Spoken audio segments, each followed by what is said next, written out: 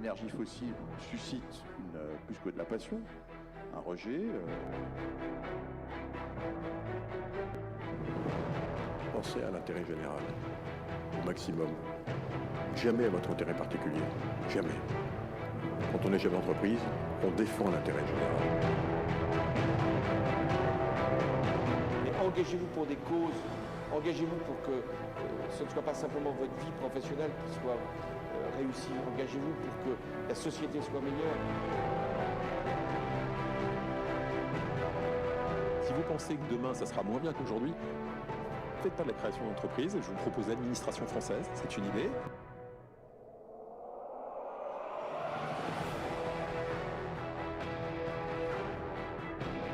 L'enseignement supérieur est un lieu de débat, d'expression. Et je pense qu'il ne faut jamais avoir peur de l'expression de nos étudiants parce qu'elle veut dire quelque chose et il faut l'écouter. Et dans ce monde qui change à un rythme très rapide, je suis convaincue que le rôle de l'université est encore plus important que jamais.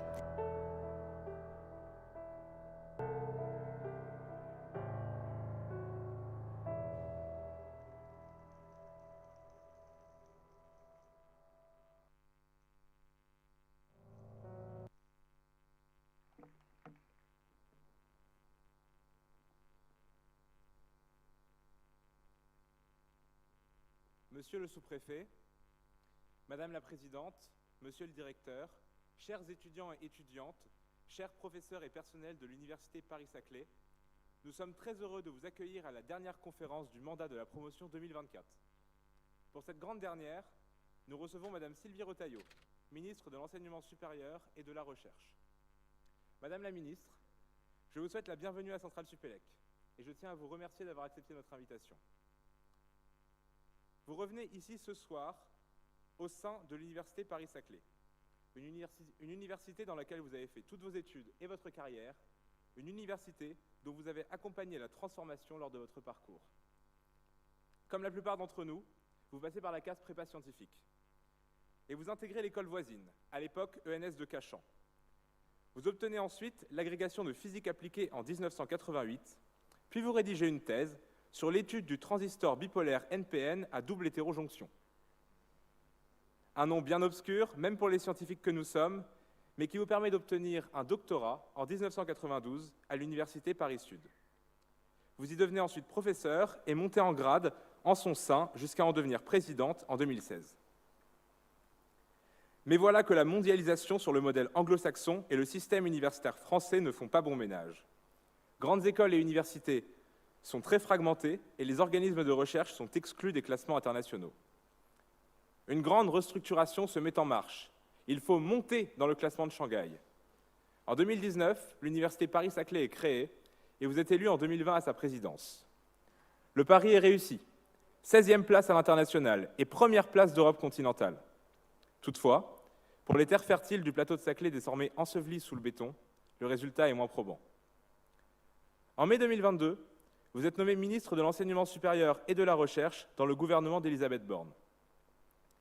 Votre nomination suscite une vague de satisfaction dans le milieu universitaire. On ne manque cependant pas de faire remarquer que même si le visage change, le cap reste le même. Au ministère, votre feuille de route est claire. Aider les étudiants et soutenir la recherche. Aider les lycéens qui souhaitent entrer dans l'enseignement supérieur. Votre ministère hérite de la loi OR et de Parcoursup, une plateforme transparente qui met fin au tirage au sort d'APB, mais ne parvient pas à atténuer l'anxiété des jeunes. Agir contre la précarité étudiante, révélée lors de la pandémie par des files d'attente de plusieurs heures devant les points d'aide alimentaire. Prévenir les VSS dans le monde étudiant. Acronyme qui nous est bien familier après avoir été horrifiés par l'enquête interne dans notre établissement. Sur ce sujet, vous portez un plan de lutte ambitieux. Mettre en application la loi pluriannuelle de programmation de la recherche, voté lors du mandat de votre prédécesseur et que vous avez contribué à écrire pour rattraper le retard de la France dans le financement de sa recherche. Vous promettez 25 milliards d'euros sur 10 ans dans la recherche française pour enfin atteindre l'objectif fixé par la stratégie de Lisbonne d'investir 3% du PIB national dans la recherche et le développement. Revaloriser les carrières universitaires, supprimer le corps des universités et réformer la fonction de professeur avec la création des chaires de professeurs juniors, loin de faire l'unanimité. Si certains dénoncent avec cette réforme l'apparition d'un système à deux vitesses, Toujours est-il que la France a besoin d'un programme ambitieux en matière de recherche et d'innovation. En effet, les défis à relever sont grands. Lutte contre le réchauffement climatique, que bien que notre président de la République l'ignore, les chercheurs avaient réussi à prédire. Combat des épidémies passées et à venir. Développement de l'intelligence artificielle ou encore poursuite des programmes d'exploration spatiale. Face à ces derniers, c'est à l'université tout entière de se mobiliser. Je vous souhaite une excellente conférence à toutes et à tous.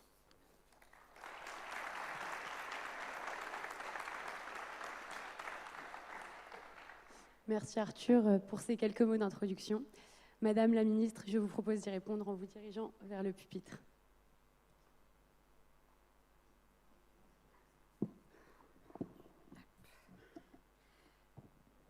Je ne vous vois pas, mais bonsoir à tous et à toutes.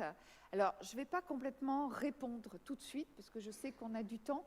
D'abord, je voudrais vraiment remercier, parce que ça a posé le cadre et beaucoup de questions évidemment pertinentes, de questions d'actualité, et sur lesquelles je pense que ça sera l'occasion plutôt d'échanger entre nous sur les nombreuses questions, constatations, évolutions. Et évidemment, nous aurons le temps, c'est pour ça que je vais essayer de ne pas être trop longue, mais quand même.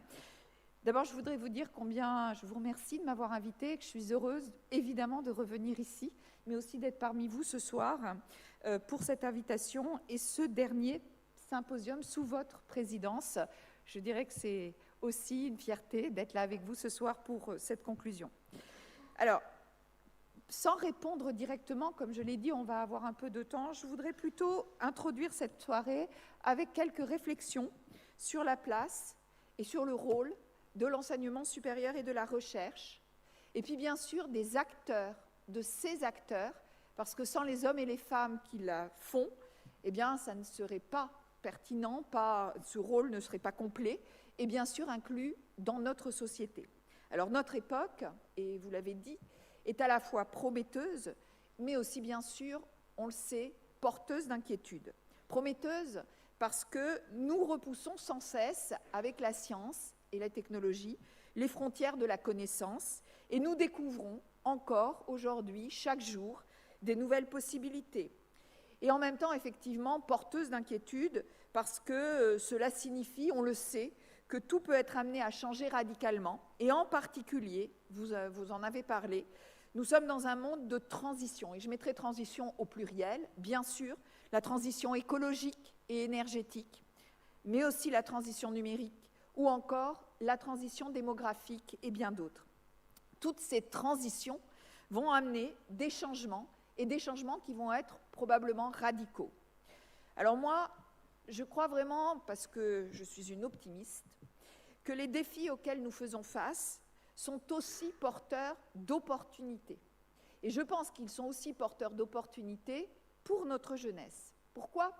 Parce que pour la scientifique que je suis, ces défis sont vus ou peuvent être vus comme d'abord un exaltant problème à résoudre. Sachant que je parle à une assemblée d'étudiants, d'étudiantes, et en particulier ici dans cette école d'ingénieurs et d'ingénieureux, eh bien, en tout cas en devenir, vous savez tous ici qu'un problème n'est jamais sans solution. Parce qu'un problème insoluble n'est juste qu'un problème mal posé ou un faux problème.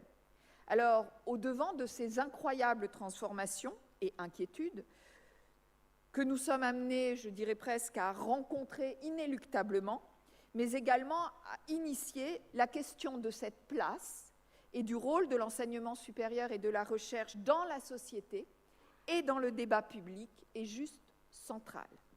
Je suis contente de pouvoir l'aborder aujourd'hui avec vous et puis ensuite échanger sur ces différentes questions. Mais je voudrais d'abord l'aborder sous l'angle de l'engagement, notamment l'engagement, puisque je suis avec vous ce soir, l'engagement étudiant. Cet engagement peut bien sûr prendre différentes formes, parce que s'engager, c'est finalement un mot d'une rare polysémie, puisqu'on s'engage tout autant en politique que dans la recherche, dans la vie professionnelle, associative ou même familiale. S'engager peut vouloir tout dire ou bien rien dire du tout. Et si ce n'est que l'on ne s'engage jamais pour soi, mais toujours pour les autres. Et c'est bien là ce qui va rassembler la notion d'engagement.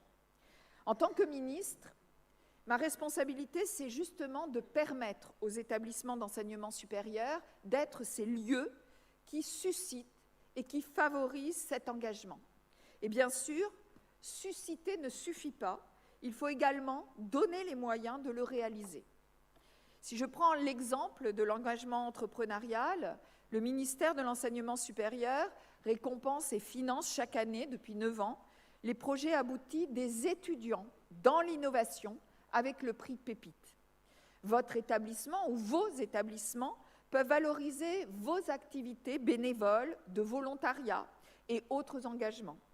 Le service civique ou encore le volontariat à l'étranger avec le Corps européen de solidarité ou bien encore le volontariat de solidarité internationale, tout cela sont aujourd'hui facilités et parfois reconnus dans le parcours de l'étudiant et nous y travaillons. Ces engagements étudiants, que ce soit dans les associations, mais aussi dans le sport, dans la culture, et puis leur reconnaissance doivent être cohérents avec le fait que l'on participe aussi au sein de nos établissements d'enseignement supérieur à la formation de citoyens éclairés et de citoyens engagés. Mais bien évidemment, la question ne se résume pas à la période étudiante de la vie. La place dans le débat public du chercheur, de l'ingénieur, du médecin, bref, du scientifique, et la manière dont il dialogue avec les responsables politiques et avec le public est juste également une question centrale. Alors, évidemment, plusieurs questions peuvent se poser, dont celle de savoir si les chemins du scientifique et du politique sont parallèles ou bien au contraire orthogonaux. Alors en somme, est-ce que scientifiques et politiques peuvent faire ou font bon ménage? Alors je ne vais pas faire durer le suspense, et aujourd'hui la physicienne devenue ministre que je suis, eh bien vous vous en doutez, pense que oui, c'est possible, et peut-être même c'est important de le rendre plus naturel et considérer la valeur ajoutée de ces profils, comme cela est d'ailleurs le cas dans de nombreux pays. En France, si je remonte dans l'histoire, plusieurs scientifiques se sont distingués par leur engagement politique. Par exemple, l'affaire Dreyfus a suscité des prises de parole, de position de certains scientifiques, que je citerai comme le physicien Jean Perrin, Émile Borel, ou encore Pierre et Marie Curie, ou bien sûr Paul Langevin. Les Einstein, Langevin et autres Curie ont pris des positions politiques et utilisé leur notoriété et le statut public associé à leurs travaux scientifiques. D'autres encore ont eu des mandats politiques par nomination à un ministère. Je citerai bien sûr Irène Joliot-Curie puis Jean Perrin, mais c'est aussi le cas plus récemment de personnes, de ministres comme Claudie Aigneret, Agnès Buzyn ou dernièrement Frédérique Vidal, qui n'ont jamais brigué de mandat électif. Et puis, il y a ceux qui briguent, qui se lancent dans ces mandats électifs, comme Cédric Villani ou Léon Schwarzenberg, ou encore Jean-Michel Blanquer, qui lui était docteur en droit, mais qui a été aussi ministre. La reconnaissance de cette parole scientifique, ou cette parole du scientifique, de l'apport de ses compétences hors champ de sa spécialisation, passe aussi par la valorisation du doctorat. Et bien sûr, non seulement dans des carrières académiques, mais aussi pour des carrières en entreprise ou dans la haute fonction publique. Afin d'ouvrir d'autres perspectives de carrière qu'académiques, la formation des docteurs a beaucoup évolué ces 10 dernières années. L'arrêté du 7 août 2006 la décrit désormais, je cite, comme une formation par la recherche, à la recherche et à l'innovation. Le doctorat constitue donc aujourd'hui une expérience professionnelle de recherche qui permet aux doctorants de développer bien sûr des compétences disciplinaires, mais aussi des compétences transversales. Avoir des docteurs, des ingénieurs à des postes de responsabilité au niveau de l'État et de la société est vraiment aujourd'hui une nécessité pour rapprocher naturellement et donc efficacement la science avec le monde de la politique, mais aussi le monde socio-économique et bien sûr de la société civile. Je pense profondément que le scientifique, au-delà d'un engagement qui l'amènerait à occuper des fonctions politiques, a un rôle indispensable, celui d'éclairer le débat public. Ce rôle est double. Il s'agit à la fois d'éclairer les citoyens afin qu'ils soient en mesure d'être pleinement acteurs de notre destin collectif, mais aussi des responsables politiques à qui revient toujours à la fin la responsabilité de la décision, et je pense que ce point est important. À titre d'exemple, l'actualité récente nous a montré à quel point nous avons besoin de la parole scientifique dans le débat public. Je pense bien sûr aux fake news. Une fausse information est si facile à créer, et une fois créée, elle circule si facilement et si vite, en particulier sur les réseaux. Une information scientifique de qualité qui est fondée, vérifiée, prend à la fois plus de temps à être produite et aussi plus de temps à être diffusée. Car la science est, et c'est très bien ainsi, exigeante et rigoureuse, précise et réfléchie. Elle ne s'accommode pas de petits raccourcis, ne transige pas avec la vérité. Cela pourrait sembler parfois décourageant et l'on peut se demander comment lutter contre cette asymétrie. Eh bien, je le crois vraiment en mettant tout en œuvre pour rendre accessibles au plus grand nombre les connaissances et les avancées de la science. Cela passe bien sûr par la diffusion scientifique, mais aussi par le rôle que nous donnons à la parole scientifique dans le débat public. Je le crois, lorsque l'on est scientifique, on est toujours quelque part un peu idéaliste. On considère que ce sont les idées, les vérités scientifiques, qui peuvent et qui doivent influencer et changer le monde. C'est une position de courage. Et nous avons aujourd'hui, nous le savons, besoin de courage. Mais attention, car là aussi, une dérive peut nous guetter, un piège que peuvent parfois nous tendre certains journalistes ou des médias. Ce piège qui consiste à utiliser la parole du chercheur comme arbitre. C'est un exercice difficile et qui demande une certaine dose d'humilité, indispensable pour refuser que le scientifique serve à dire qui a gagné. Mais pour que cela imprime dans notre société et qu'il soit compris, voire approprié, il faut aussi développer une forme de science participative, c'est-à-dire impliquer les usagers en amont de notre recherche, afin d'une part de mieux comprendre, nous scientifiques, le problème et identifier les besoins, et puis d'autre part, assurer en retour une bonne utilisation de ces résultats issus de la recherche. Je crois que cette mission des chercheurs, pour et avec la société, requiert une vraie reconnaissance par les institutions, mais aussi une sensibilisation, voire une formation des chercheurs à la médiation et aux techniques de sciences participatives, qui peut et doit commencer avec les doctorants. Ils iront irriguer non seulement la recherche académique, avec ce lien avec et pour la société, mais aussi tout le secteur de la recherche et développement, et d'autres postes en entreprise ou dans la haute fonction publique, ou bien même en politique. Repousser toujours plus les frontières de la connaissance, en garantir la transmission et permettre l'émergence d'innovations, ce sont les 6 belles missions confiées à mon ministère. Ces 3 fonctions, formation, recherche, innovation, je dirais ces 3 piliers, sont un triptyque pour moi indissociable. C'est pourquoi l'enseignement supérieur et la recherche ne peuvent pas se penser en dehors ou à côté de la société ou du débat public, mais ont toute leur place au cœur de ceci et doivent être aussi ancrés dans nos territoires. Prenons par exemple le cas, que je connais un peu, de la physique. C'est une discipline à la fois, on le sait, très fondamentale, elle repose sur des socles théoriques robustes, mais c'est aussi une source intarissable d'innovation. L'exemple actuel de l'ordinateur quantique le montre particulièrement bien. Elle conduit également à des avancées notables dans le domaine de l'instrumentation ou des données. La physique a traité des big data bien avant que ce mot devienne à la mode. tout autant d'ailleurs que la biologie ou les sciences de la vie. Alors je le crois profondément, et c'est tout le sens de mon engagement, le monde de demain a surtout besoin de vous. Je n'ai pas pu aborder, et je pense que nous le ferons juste après, ces grands défis, et en particulier le défi de la transition écologique et énergétique. Mais j'espère que nous allons avoir le temps d'en discuter, car il est aujourd'hui, je le sais, votre priorité, et donc notre priorité.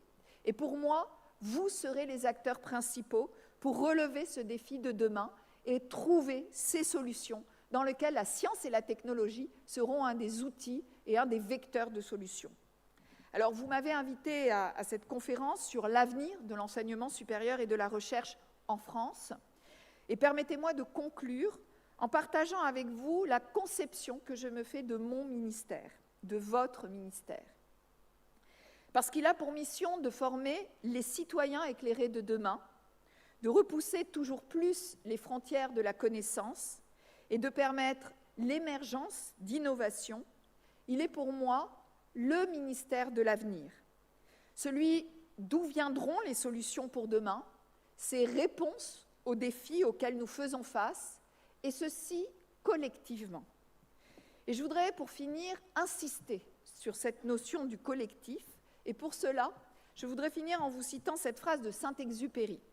« Si tu veux construire un bateau, ne rassemble pas les hommes et les femmes pour leur donner des ordres, pour expliquer chaque détail, pour leur dire où trouver chaque chose. Si tu veux construire un bateau, fais naître dans le cœur de tes hommes et tes femmes le désir de la mer. » Je vous remercie.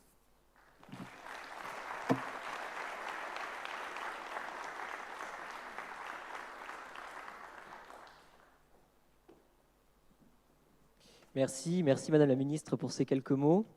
Alors Arthur a parlé dans son discours de beaucoup de thèmes qui trouvent un écho assez fort chez les étudiants, problématiques de vie étudiante, de lutte contre la précarité, de lutte contre les violences sexistes et sexuelles, mais aussi des enjeux liés à la recherche et à l'enseignement.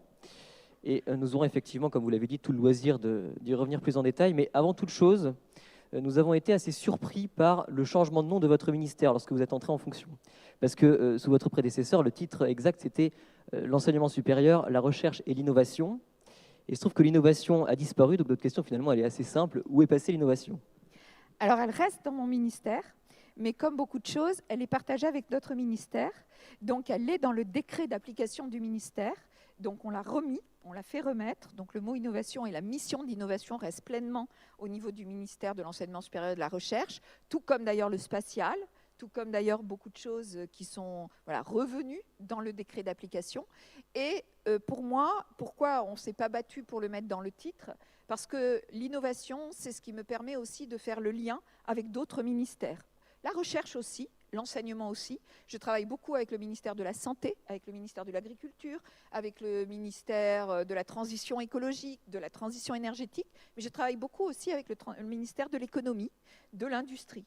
Et je pense que cette notion d'innovation, qui est capitale pour faire tout le lien de la recherche, qui est dans ce ministère, eh bien, c'est bien aussi qu'il n'y soit pas uniquement parce qu'il est partagé et on travaille ensemble en interministériel pour faire vivre encore plus fortement cette action de l'innovation.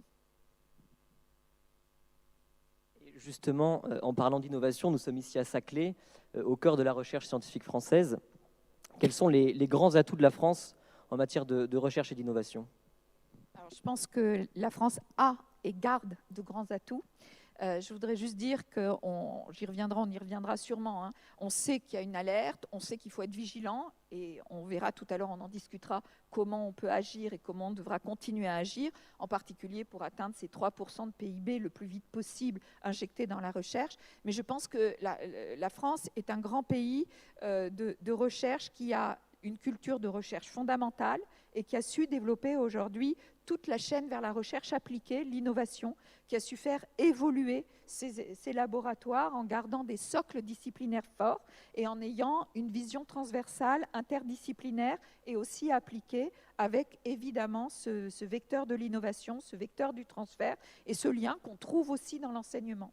La France a aussi comme atout d'être souvent spécifique, je crois que ça a été dit, avec le côté, on le sait, historique, grandes écoles, universités, organismes nationaux de recherche, mais je crois qu'on est dans un lieu même qui montre que les atouts de chacun de ces spécificités, que vous n'avez pas voulu détruire à Saclay, mais au contraire préserver, mais de le faire ensemble et de créer ces ponts qui favorisent cette interdisciplinarité, cette interculturalité, ces histoires différentes qui fait que les uns vont amener une histoire de recherche forte à l'international, d'autres des liens plus avec le monde socio-économique. Et c'est ça, je pense, qui fait nos spécificités et nos évolutions, les atouts de la France aujourd'hui par rapport au monde de la recherche et à l'international. Et dans notre formation d'ingénieur ici à Centrale Supélec, nous sommes souvent confrontés à des sujets de recherche scientifique d'avenir tels que le quantique, vous le savez, et l'hydrogène. Et finalement, comment la France entend-elle se préparer à être un leader sur ces sujets scientifiques ? Alors, je voudrais dire que justement, sur ces sujets et d'autres, mais en tout cas, on a identifié des stratégies nationales d'accélération. Donc, vous avez parlé du quantique, l'hydrogène, les batteries. Voilà, je vais pas. Il y en a beaucoup sur tout ce qui est transition écologique, climatique. On en a lancé un sur la forêt dernièrement. Il y a sur l'eau, les océans. Voilà. Donc, des sujets forts qui sont portés aujourd'hui. Et du coup, la stratégie aujourd'hui recherche, je crois qu'il faut la voir vraiment globalement. Donc, elle est portée sur ces sujets à défi par France 2030, les anciens plans d'investissement d'avenir, mais aujourd'hui c'est France 2030. Des plans comme le quantique, on a investi à peu près plus de 50 milliards ou 80 milliards, ça dépend les plans, mais c'est les ordres de grandeur. Rien que sur la recherche, sur ces plans-là, un pour le quantique, un pour l'hydrogène, un pour les batteries. Donc on a identifié ces défis en mettant de façon nationale des forces de frappe et en mettant les moyens à travers France 2030 sur ces défis et sur ces stratégies nationales. Par ailleurs, parce qu'il est important de garder, c'est ce qu'on disait tout à l'heure, cette recherche fondamentale qui va irriguer à long terme l'innovation, parce que si on ne garde pas ça à ce socle, eh bien c'est de l'innovation, on ne l'aura plus très vite et à court terme. Donc la loi programmation de recherche permet de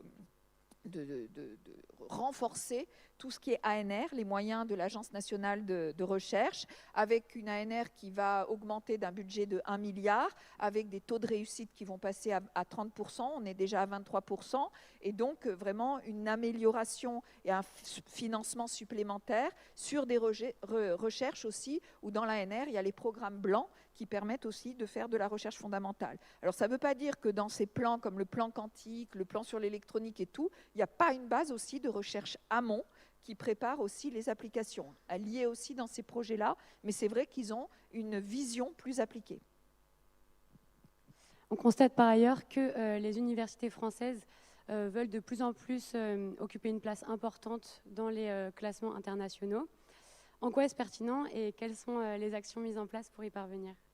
Alors, merci de poser cette question parce que j'ai entendu tout à l'heure, je vais me permettre, même si d'autres sont mieux placés que moi, de dire que l'on n'a pas fait Saclay pour le classement de Shanghai. On ne l'a pas fait pour ça. On a fait Saclay pour travailler ensemble, pour créer une force de frappe, parce qu'on savait que c'était avec cette force de frappe qu'on ferait une science plus interdisciplinaire, plus de haut niveau, en mélangeant ces cultures. Et c'est la conséquence de cette force de frappe, la conséquence de rassembler cette force de recherche et d'enseignement, eh bien, elle se traduit, et on le savait aussi, par le classement de Shanghai. Et en fait, ce classement de Shanghai, avant, vous l'avez dit, je crois, le fait de ne pas compter les ONR d'un côté, ce qui est un modèle français, ce qui n'est pas le cas à l'international, était aussi assez artificiel de la manière dont avant on le comptait. Donc finalement, c'était juste remettre les pendules à l'heure, se remettre dans la course à l'international et repositionner la force de recherche de façon globale et pas en silo, pas disséminé. Donc, je crois qu'il ne faut pas confondre l'objectif, le pourquoi et la conséquence. Et aucune stratégie au niveau de l'université n'a jamais été guidée par le classement. Par contre, on savait qu'il était là, on en est fiers, et que c'est quelque chose qui est quand même reconnu à l'international. Et quand on peut être dans un top 20, je peux vous dire, en bougeant beaucoup à l'international et même avant, c'est quelque chose qui sert pour la reconnaissance des diplômes, pour l'insertion de nos étudiants, pour la reconnaissance à l'international de nos étudiants, de nos chercheurs. Et donc, c'est des choses qui sont clairement encore reconnues. Ça ne veut pas dire que les critères qui servent ne doivent pas être évolutifs, ne doivent pas évoluer. On est dans un domaine de sciences ouvertes aujourd'hui où on va plus aller vers le qualitatif que le quantitatif. Tout ça doit se travailler. Et peut-être que des classements comme le classement de Shanghai ne sera plus du tout, je dirais, une référence par la pertinence de ces critères. Mais ça, c'est un autre sujet. Et en tout cas, je pense que c'est important de rester dans la course à l'international, de rester dans la vision internationale, ce qui n'empêche pas de pouvoir travailler sur des critères que l'on peut revendiquer à un moment donné comme des critères, je dirais, plus ouverts, plus soutenables, plus d'actualité et que l'on revendiquera aussi pour que la France s'y positionne. Et justement, vous avez commencé à y répondre, mais ce qui nous intéresse, c'est que vous avez parlé du classement de Shanghai. Oui, effectivement, on en a beaucoup entendu parler. C'est parce que j'ai rebondi sur tout à ce qui fait, a été dit tout à l'heure. à Centrale Supélec. Et c'est ce qui m'amène à vous poser une question rapide sur le regard que vous portez justement. Enfin, vous avez commencé à y répondre sur cet indicateur qui, en réalité, évalue la qualité des publications de recherche. Mais est-ce que cet indicateur est pertinent dans le cadre de l'évaluation des compétences pédagogiques, par exemple, d'une université ? Alors, je pense qu'il faut... Moi, je ne le prendrai pas comme ça. Je ne le prends pas. Il y a différents classements. Et d'ailleurs, on a toujours travaillé sur différents classements. Le classement de Shanghai, vous l'avez dit, il a des critères. Un autre, il a un autre critère. Vous avez d'autres classements où c'est plutôt les critères pédagogiques sans le classement de recherche. Je vous voudrais, est-ce que c'est pertinent ? Voilà. Je pense que l'université, c'est un tout. Donc ensuite, le classement de Shanghai, on sait que ça regarde, et même certains critères de recherche, puisque voilà, on sait que ça regarde ces critères-là. Donc il ne faut pas lui en faire dire plus que ce qu'il en dit. Ce n'est pas l'alpha et l'oméga. Ce n'est pas c'est pour ça que l'on n'utilise pas uniquement le classement de Shanghai pour guider la stratégie, voire est-ce qu'on utilise un classement pour guider une stratégie, mais c'est un ensemble d'indicateurs, un ensemble de faisceaux qui va nous permettre de construire une stratégie équilibrée et, comme je l'ai dit, qui doit tenir sur 3 jambes, la recherche, la formation et l'innovation. Et lorsque l'on est très bon en recherche, qui est un critère pour toutes les universités internationales, c'est un critère important, et la qualité de la formation adossée à la recherche se mesure aussi par la qualité de la recherche. Donc quand on parle recherche, on parle aussi indirectement formation, et c'est un critère reconnu pour toutes les universités internationales, donc ça peut être intéressant de le regarder. Mais non, il n'est pas suffisant en soi, mais il n'enlève rien à son intérêt quand on sait ce qu'il veut dire et qu'on n'en lui en fait pas plus dire que ça. La recherche fondamentale française est réputée pour son excellence, avec un total de 65 prix Nobel. Cependant, donc, on observe certains cas comme Emmanuelle Charpentier, qui a obtenu le prix Nobel de chimie en 2020, qui a décidé de faire sa carrière en Allemagne, où elle a même un institut à son nom. Comment promouvoir l'excellence de la recherche française à l'étranger, tout en retenant les talents scientifiques d'un départ plus attractif ? C'est évidemment un des défis aussi, même si ce n'est pas ce dont on parlait tout à l'heure, que l'on a aujourd'hui. Alors peut-être que Manuel Charpentier va revenir, voilà, on va voir. Mais en tout cas, c'est vrai qu'on a plusieurs. Je pense que l'environnement, un chercheur, quand on s'engage, et c'est un engagement, quand on devient chercheur, pour être chercheur, enseignant-chercheur, etc., il y a un volet d'engagement, de conviction, et donc l'environnement, la liberté académique que l'on peut avoir par notre statut, notre environnement de recherche est capital pour pouvoir attirer ces chercheurs. Mais à un moment donné, il faut le dire, l'attractivité des salaires joue aussi. Quand on a un bon salaire, qu'on a ce qu'il faut pour bien faire et les moyens pour sa recherche, après on ne se compare pas, plus, moins, etc. Quand ça devient critique, là, l'attractivité de la recherche devient moindre. Et c'est vraiment le problématique que la France a depuis quelques années. C'est l'analyse qui a été faite quand on a fait l'analyse avant la loi de programmation de recherche. Le fait de ne pas atteindre les 3% de PIB, 2% et 1% privé et public, là, mais les 3% de PIB qui étaient effectivement depuis très longtemps les objectifs de Bologne, ça, c'est quelque chose qui fait les salaires des chercheurs, les salaires des enseignants-chercheurs, à un moment moment donné, ça devient tellement différent qu'à l'Europe, à l'international, qu'on crée cette différence. Donc, ce qui est en train de se faire, c'est pour créer ces environnements, je vous l'ai dit, avec la loi programmation de recherche, on a ces 25 milliards, mais ça, c'est quand vous additionnez. En fait, la loi programmation de recherche, il faut plutôt la voir quand, à la fin, vous ajoutez 5 milliards au budget de l'enseignement supérieur, qui aujourd'hui est un budget de 25 milliards. Donc, normalement, si l'on va tel qu'elle est prévue, c'est-à-dire jusqu'en 2030, le budget de l'enseignement supérieur et de la recherche passerait de 25 milliards à 30 milliards. C'est ça l'effet de la LPR. Dans ces 5 milliards de plus, eh bien, il y a, je vous dis, 1 milliard qui est pour l'ANR, donc pour les appels à projets, et il y a une grosse partie qui est pour les ressources humaines. Et je vous citerai deux exemples. Il y a la revalorisation des chercheurs et des enseignants-chercheurs, d'une part des salaires de base, qui aujourd'hui, déjà, aucun salaire de base, et même si ça fait un peu mal à dire, mais en dessous de 2 SMIC, ce qui était le cas il y a encore 2 ans, que les primes de base que tous les chercheurs, enseignants-chercheurs reçoivent, qui sont entre 900 et 1 200 euros, suivant les statuts, vont tous monter avec la LPR à 6 400 euros. Donc en 2 ans, on a fait passer cette prime à 3 500 euros. Et puis, par exemple, le repyramidage, parce qu'il y a besoin d'une reconnaissance dans la carrière. Et on voit bien qu'il y a des blocages lorsqu'on est maître de conférence aujourd'hui, enseignant-chercheur. Et on a 6 500 repyramidages, donc 4 500 pour les enseignants-chercheurs et 2 500 pour les agents administratifs et techniques. Donc une revalorisation des carrières. C'est des exemples, pareil pour les doctorants, la valorisation des salaires des doctorants, le nombre de doctorats, de bourses doctorants. Donc c'est des mesures RH qui vont, on l'espère, permettre de rehausser. Et donc je me suis engagée auprès du Parlement, Assemblée nationale et Sénat, de venir vers eux au printemps pour faire le bilan de cette LPR, puisqu'il est prévu une revoyure de la LPR. Et donc en même temps du bilan, je vais regarder ce qu'on peut proposer dans le cadre de continuer cette attractivité, mais aussi donner les moyens, soit dans une accélération de la LPR et aussi une accentuation de la LPR par rapport déjà au bilan qu'on pourra en faire. Merci beaucoup. Nous parlions peu avant d'internationalisation des universités. Justement, à l'échelle européenne, Horizon Europe est le programme cadre de l'Union européenne en matière de recherche et d'innovation. Donc, ce programme promet des innovations de rupture déterminantes pour l'avenir. 100 milliards pour 27 pays seront-ils suffisants? Pour la recherche, l'innovation, on n'est jamais suffisant. On s'est beaucoup battu pour avoir ces 100 milliards déjà. Donc, c'est quand même un beau budget aujourd'hui par rapport à voir l'Europe. Je rappelle que l'Angleterre est sortie. Donc, c'est 100 milliards sans le Royaume-Uni. Donc, c'est pas la même chose que si on comparait au budget d'avant, puisque c'était une grosse part des projets obtenus au niveau de l'équivalent d'Horizon Europe. Et donc là, je pense que ce qu'il faut aujourd'hui, c'est qu'en France, on aide les chercheurs et les enseignants-chercheurs au niveau de nos établissements à aller plus réussir. Alors en général, quand ils y vont, ils réussissent bien. Le taux de réussite des projets européens est plutôt bon. Mais par contre, on n'y va pas assez. Et le taux de retour pour la France par rapport à l'investissement est plus faible que, évidemment, avant le Royaume-Uni, mais aussi l'Allemagne ou d'autres pays. Et donc, je pense que là, on a un challenge, un défi d'aider les chercheurs, de les accompagner dans une certaine complexité que représente à la fois le dépôt des dossiers et sélectivité et le suivi des dossiers.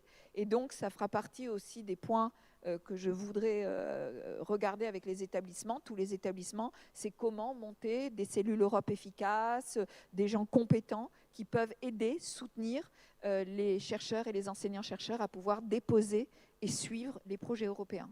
Donc ça, c'est important. Et je pense que dans la recherche, un des points importants aujourd'hui qui manque, ok, c'est peut-être l'argent, mais encore plus, de mon expérience d'avant, c'est le temps. Le temps de consacrer à son métier de chercheur ou d'enseignant-chercheur.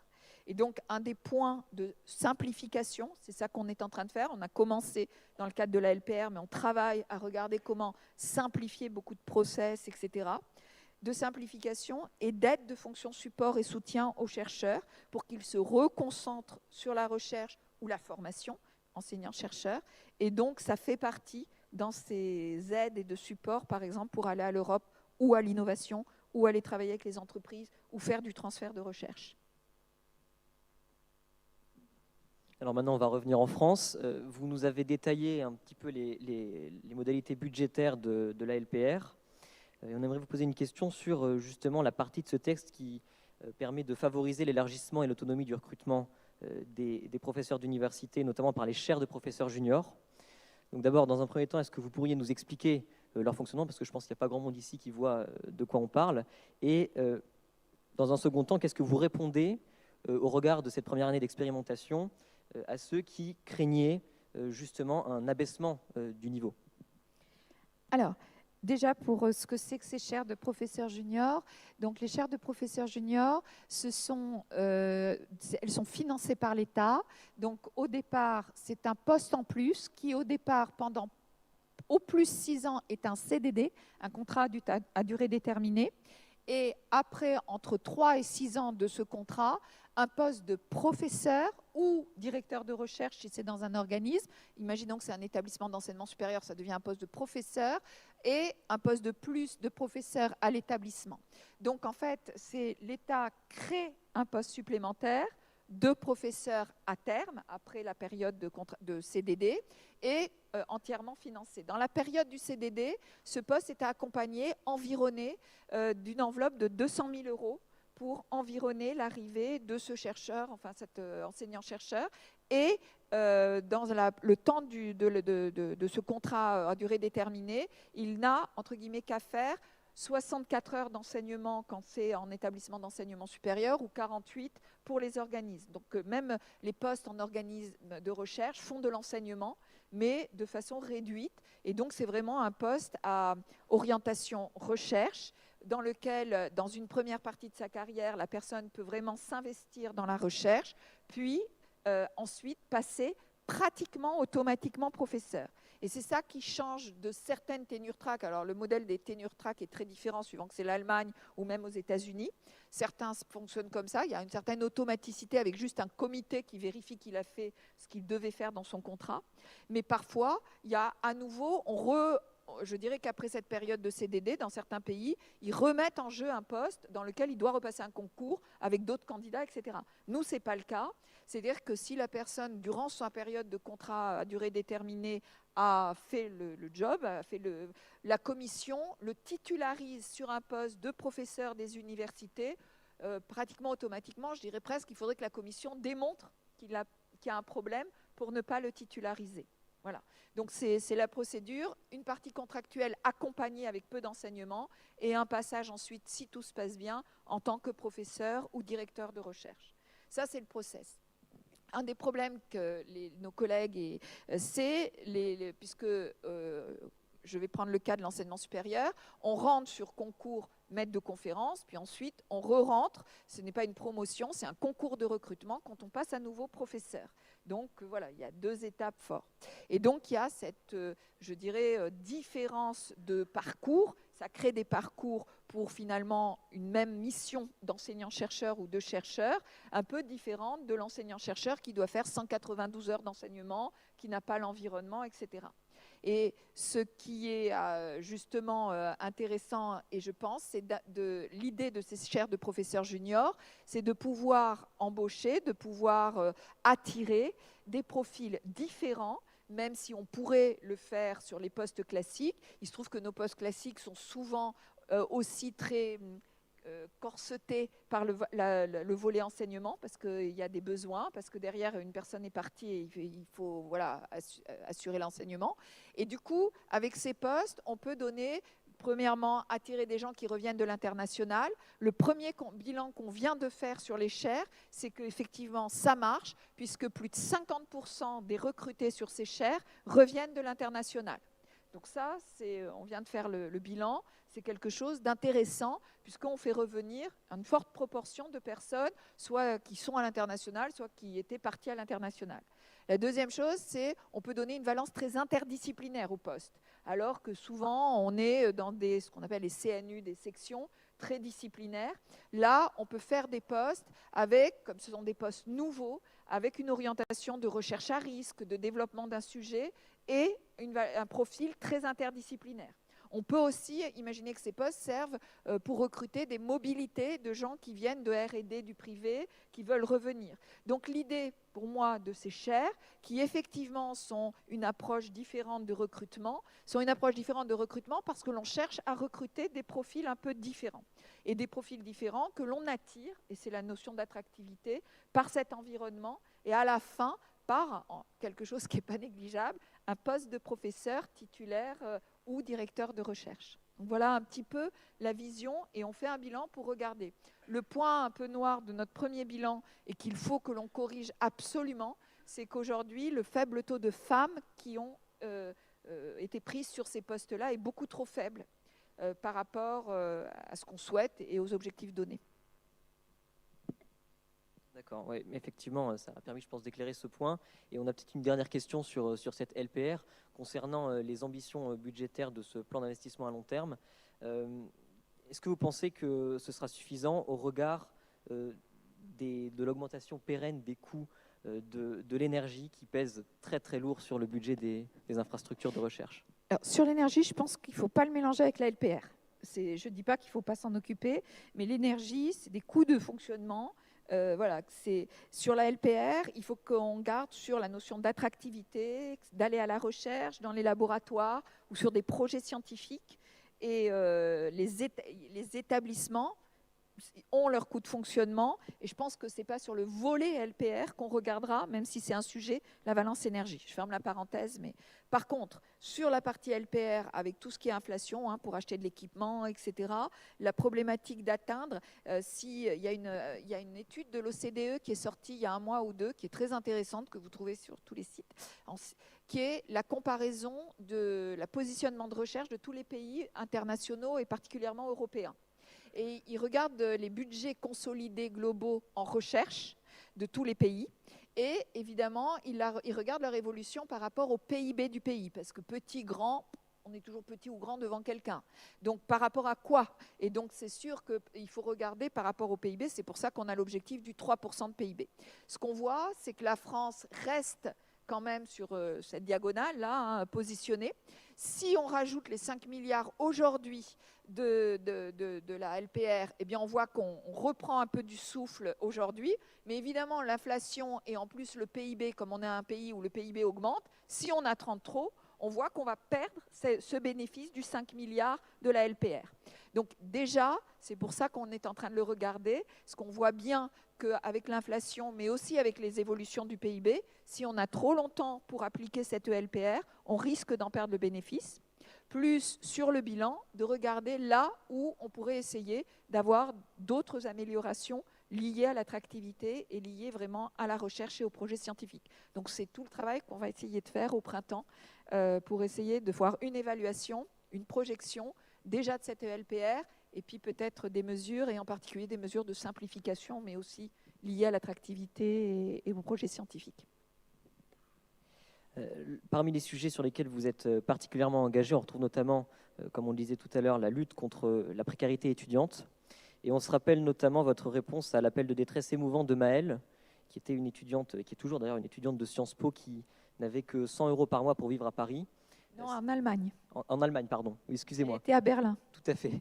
Effectivement, oui, d'ailleurs, ça a une grande influence sur la suite de la question.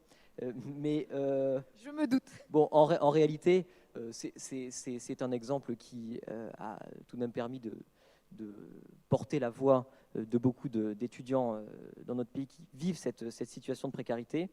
Et c'est une introduction pour nous permettre de vous demander finalement quelles sont les mesures que vous avez mises en place et qui sont mises en place par le gouvernement pour soutenir les étudiants qui subissent un contexte inflationniste particulièrement fort en ce moment. Alors, donc, j'assistais sur Berlin parce que, par exemple, Maëlle n'a pas pu avoir le repas à 1 € et tout. Voilà, mais voilà. Ça n'empêche pas qu'il y a un problème. Mais c'était simplement qu'effectivement... Donc, ce qu'on a fait en juillet, voyant arriver les problématiques, et je vous rappelle qu'on était dans l'année 2019, les budgets sont bouclés, etc. Donc, on a pris des mesures, ce qu'on appelle les mesures d'urgence pour la rentrée. Ces mesures d'urgence, elles correspondent à un investissement de 300 millions d'euros sur l'année universitaire 2022-2023, en plus, celles qui ont été décidées en juillet en tout cas.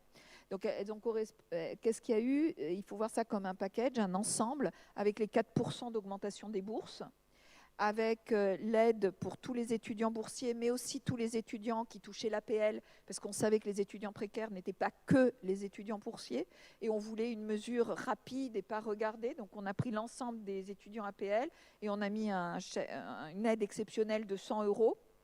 Et puis, on a prolongé le repas à 1 € pour toute l'année universitaire, et on l'a prolongé de façon automatique pour les étudiants boursiers, mais on l'a ouvert à tous les étudiants précaires avec un système de déclaration au départ pour qu'ils aient accès rapidement au repas à 1 € et que les assistantes sociales du Crous, qui en général en début d'année sont assez débordées, prennent le temps d'étudier le dossier a posteriori et ensuite leur disent oui ou non, vous continuez à pouvoir bénéficier du repas à 1 €. Et bien sûr, ils ne remboursaient pas, mais voilà. Donc ils pouvaient éventuellement en bénéficier jusqu'à Noël sans avoir retour du Crous, voilà.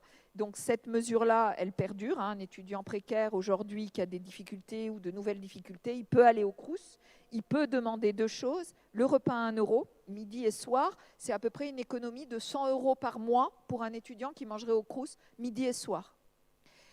Ensuite, il peut demander une aide ponctuelle ou une aide annuelle, et ces aides-là, pour des étudiants qui se trouvent par des accidents de la vie ou autres en précarité, peuvent être à l'échelon le supérieur des bourses, maximal des bourses, et on peut aider, même si l'étudiant n'est pas boursier, par le Crous dans ces aides-là. Et donc, on a favorisé aussi la mise en place.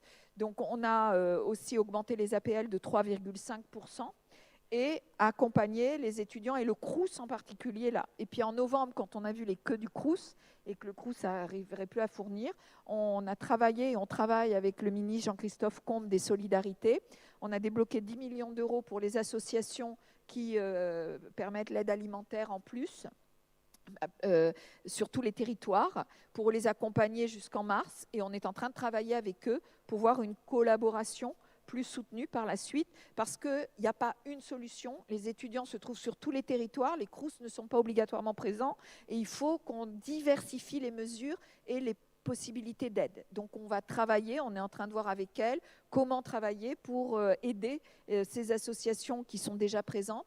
Et puis ce qu'on a fait aussi, c'est qu'on a fait voter à l'unanimité au Sénat et un amendement qui permet que les collectivités, les CHU, les privés peuvent avoir accès à la centrale d'achat du Crous, et nous on subventionne pour pouvoir donner des lieux de restauration à des étudiants qui n'ont pas de lieu de restauration, des IUT ou des établissements qui sont isolés, qui n'ont pas de Crous, et du coup qui peuvent avoir accès à un lieu de restauration qui existe et qui s'ouvrira aux étudiants par l'accès à la centrale d'achat du Crous, et le ministère subventionnera. Je vous rappelle déjà que le ticket repas pour tous les étudiants, c'est 3,30 €.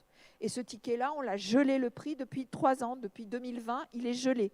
Et donc, on a à nouveau gelé le prix du 3,30 € et on a aussi gelé les prix des loyers Crous cette année pour ne pas avoir d'augmentation sur le prix du loyer. Voilà.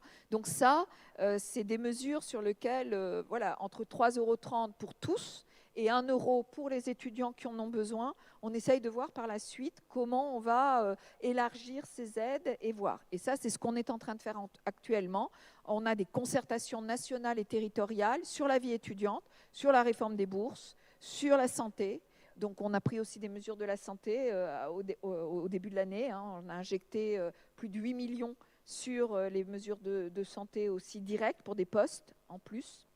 Et puis, on regarde la santé, on regarde la restauration, comme je vous l'ai dit, le logement étudiant, et puis tout ce qui est lié au sport et à la culture, parce que c'est aussi leur donner accès au sport et à la culture. Donc, c'est en cours.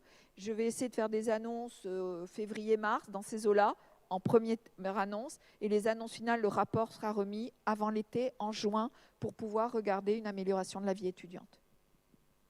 Merci beaucoup. En plus de la précarité étudiante, vous êtes également très engagé dans la lutte contre les violences sexistes et sexuelles. Et donc vous savez, comme Arthur l'a rappelé tout à l'heure, c'est un sujet qui nous a particulièrement marqué ici à Centrale Supélec. Vous avez doublé le budget alloué à la prévention de ces violences. Qu'est-ce que cet investissement va représenter comme aide concrète dans un établissement comme le nôtre ici ? Alors, effectivement, quand on est arrivé, il y avait un budget qui était déjà alloué pour un plan national de lutte contre les violences sexuelles et sexistes.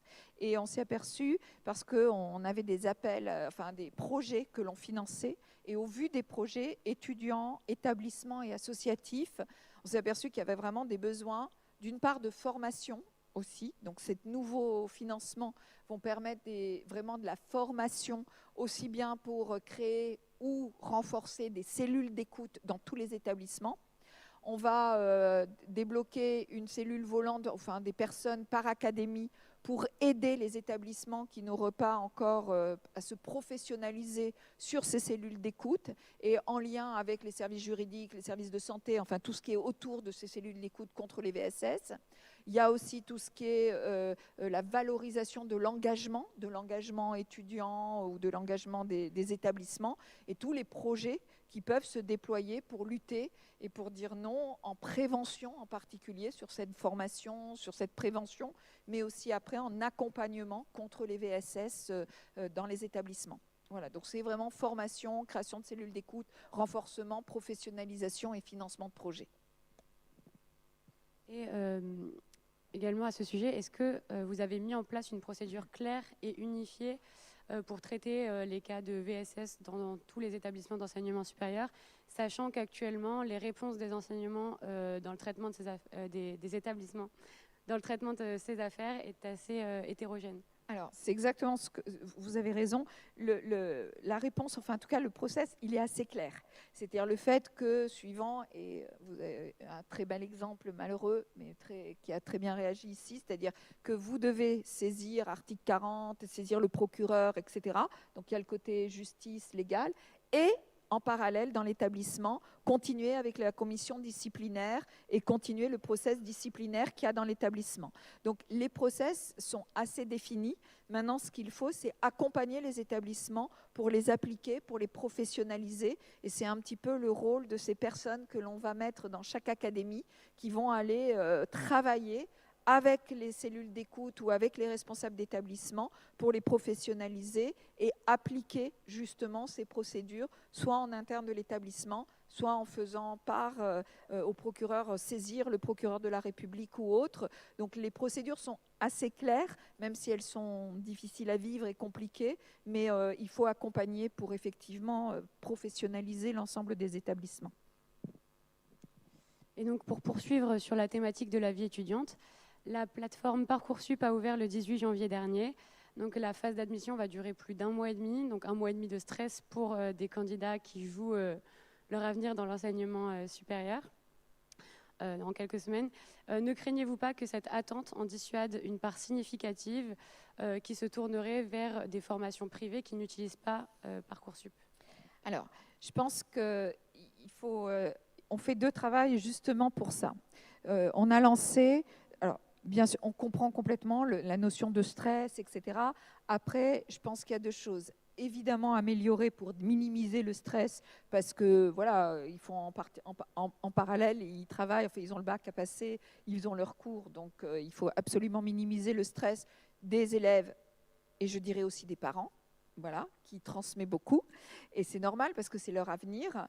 Et de tout temps, lorsqu'il a fallu choisir son avenir, on a été stressé parce que je crois que la question de qu'est-ce que je vais faire après, c'est une question qui est obligatoirement stressante.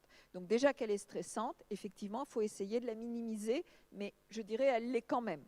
Après, je reviendrai sur la notion de privé parce qu'on fait un travail de ce côté-là aussi. Après, on a essayé d'améliorer encore cette année Parcoursup en vraiment, il y a un numéro vert où tous les élèves, les parents peuvent accéder tous les jours et ils trouvent quelqu'un toute la journée pour les conseiller.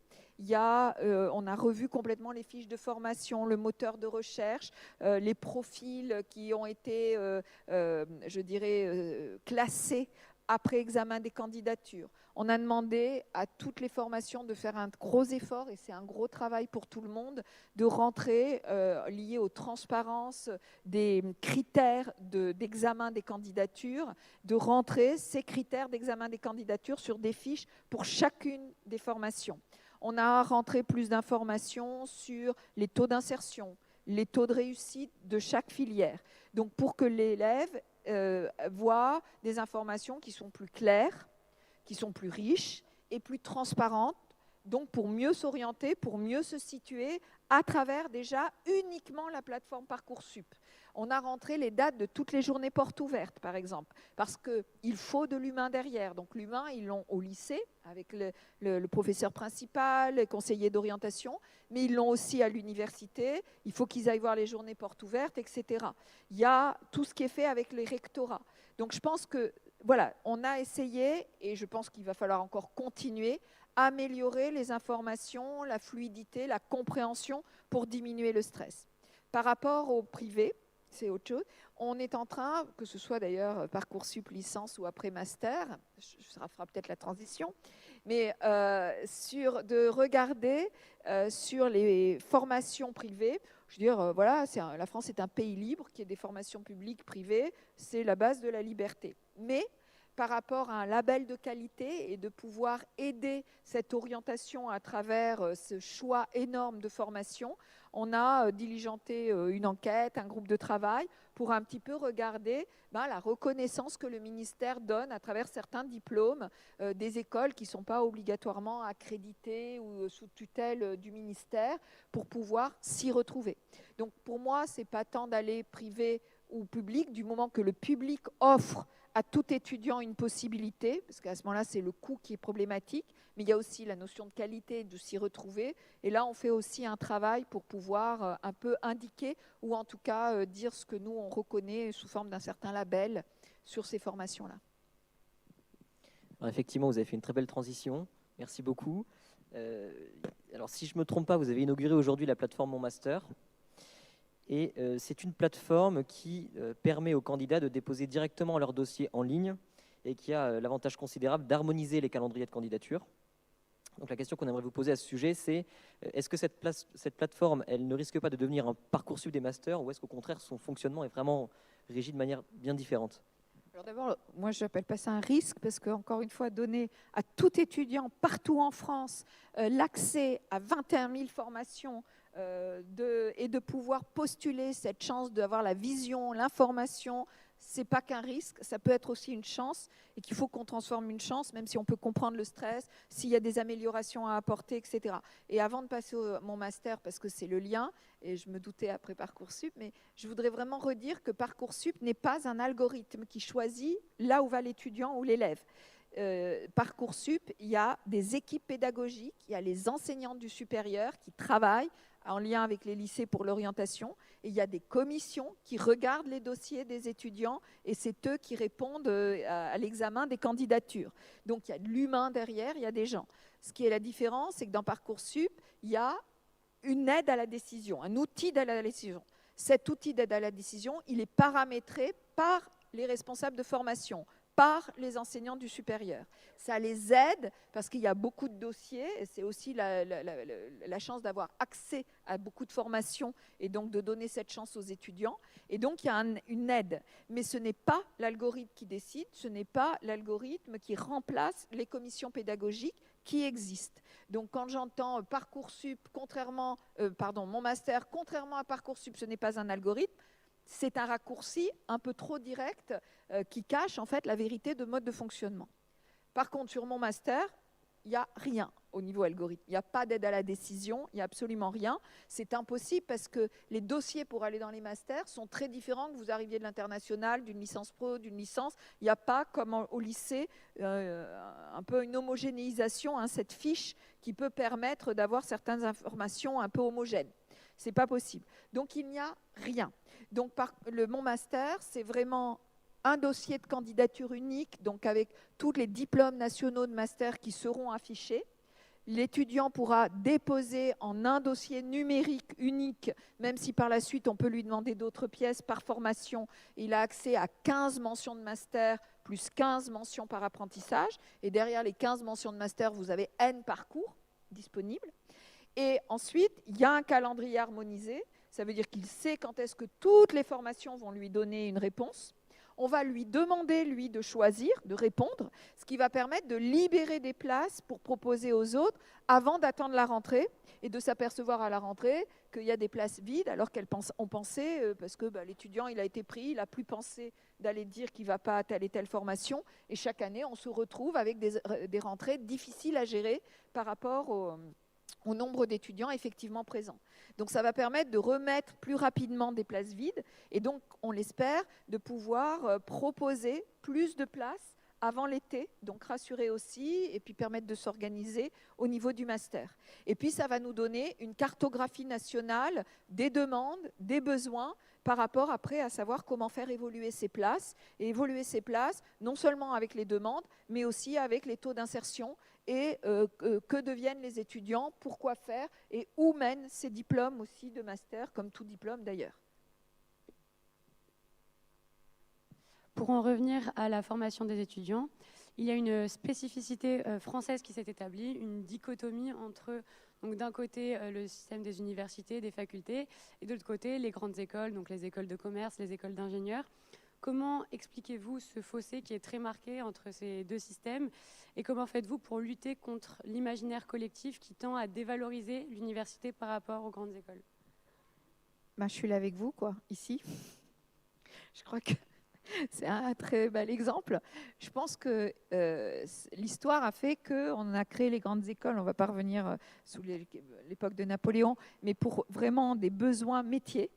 Et donc, au départ, les grandes écoles, ce n'était pas leur valence, leur secteur recherche qui était forte, c'était vraiment la professionnalisation des étudiants pour un métier donné, parce qu'il fallait répondre à des besoins du pays. De l'autre côté, on avait des facultés avec beaucoup moins d'étudiants qui avaient vraiment de gros axes recherche, de gros laboratoires et qui formaient, pas toutes, mais beaucoup des académiques.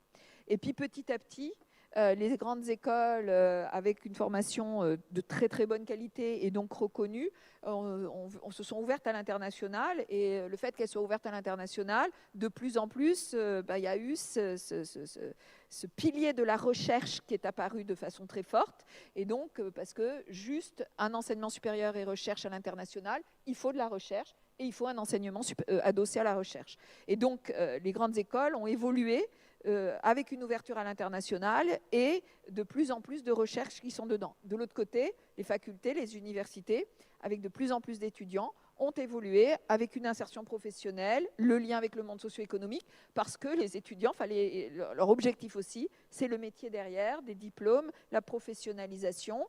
Et on voit bien que petit à petit, les missions de ces entités se sont complètement rejoints finalement dans leur cœur de mission, même si d'un côté on avait la sélection très forte et unique dans les grandes écoles et une non-sélection, alors qu'il y a quand même aussi des filières sélectives, mais des filières non sélectives à l'université, il y a les deux aujourd'hui, mais des non sélectives, et donc c'est ça qui reste caractérisé. Après, aujourd'hui, on a de plus en plus d'étudiants d'école qui font des masters en parallèle, d'étudiants qui font des thèses, d'étudiants de l'université, de licence qui viennent intégrer les grandes écoles, pas que via la voie de classe prépa, et je pense que cette diversité des passerelles, cette diversité des profils, d'abord, elle est utile, elle correspond au monde d'aujourd'hui. Je crois qu'elle correspond aussi à l'identité des jeunes d'aujourd'hui et surtout aux besoins. C'est-à-dire qu'aujourd'hui, moi, je crois profondément que si les grandes écoles, et c'est leur volonté, il y a une diversité sociale et en particulier en pensant école d'ingénieurs, veulent attirer de plus en plus de filles, eh bien, il faut qu'ils travaillent aussi, et c'est ce qu'on fait globalement, avec les filières universitaires, avec les filières d'autres disciplines.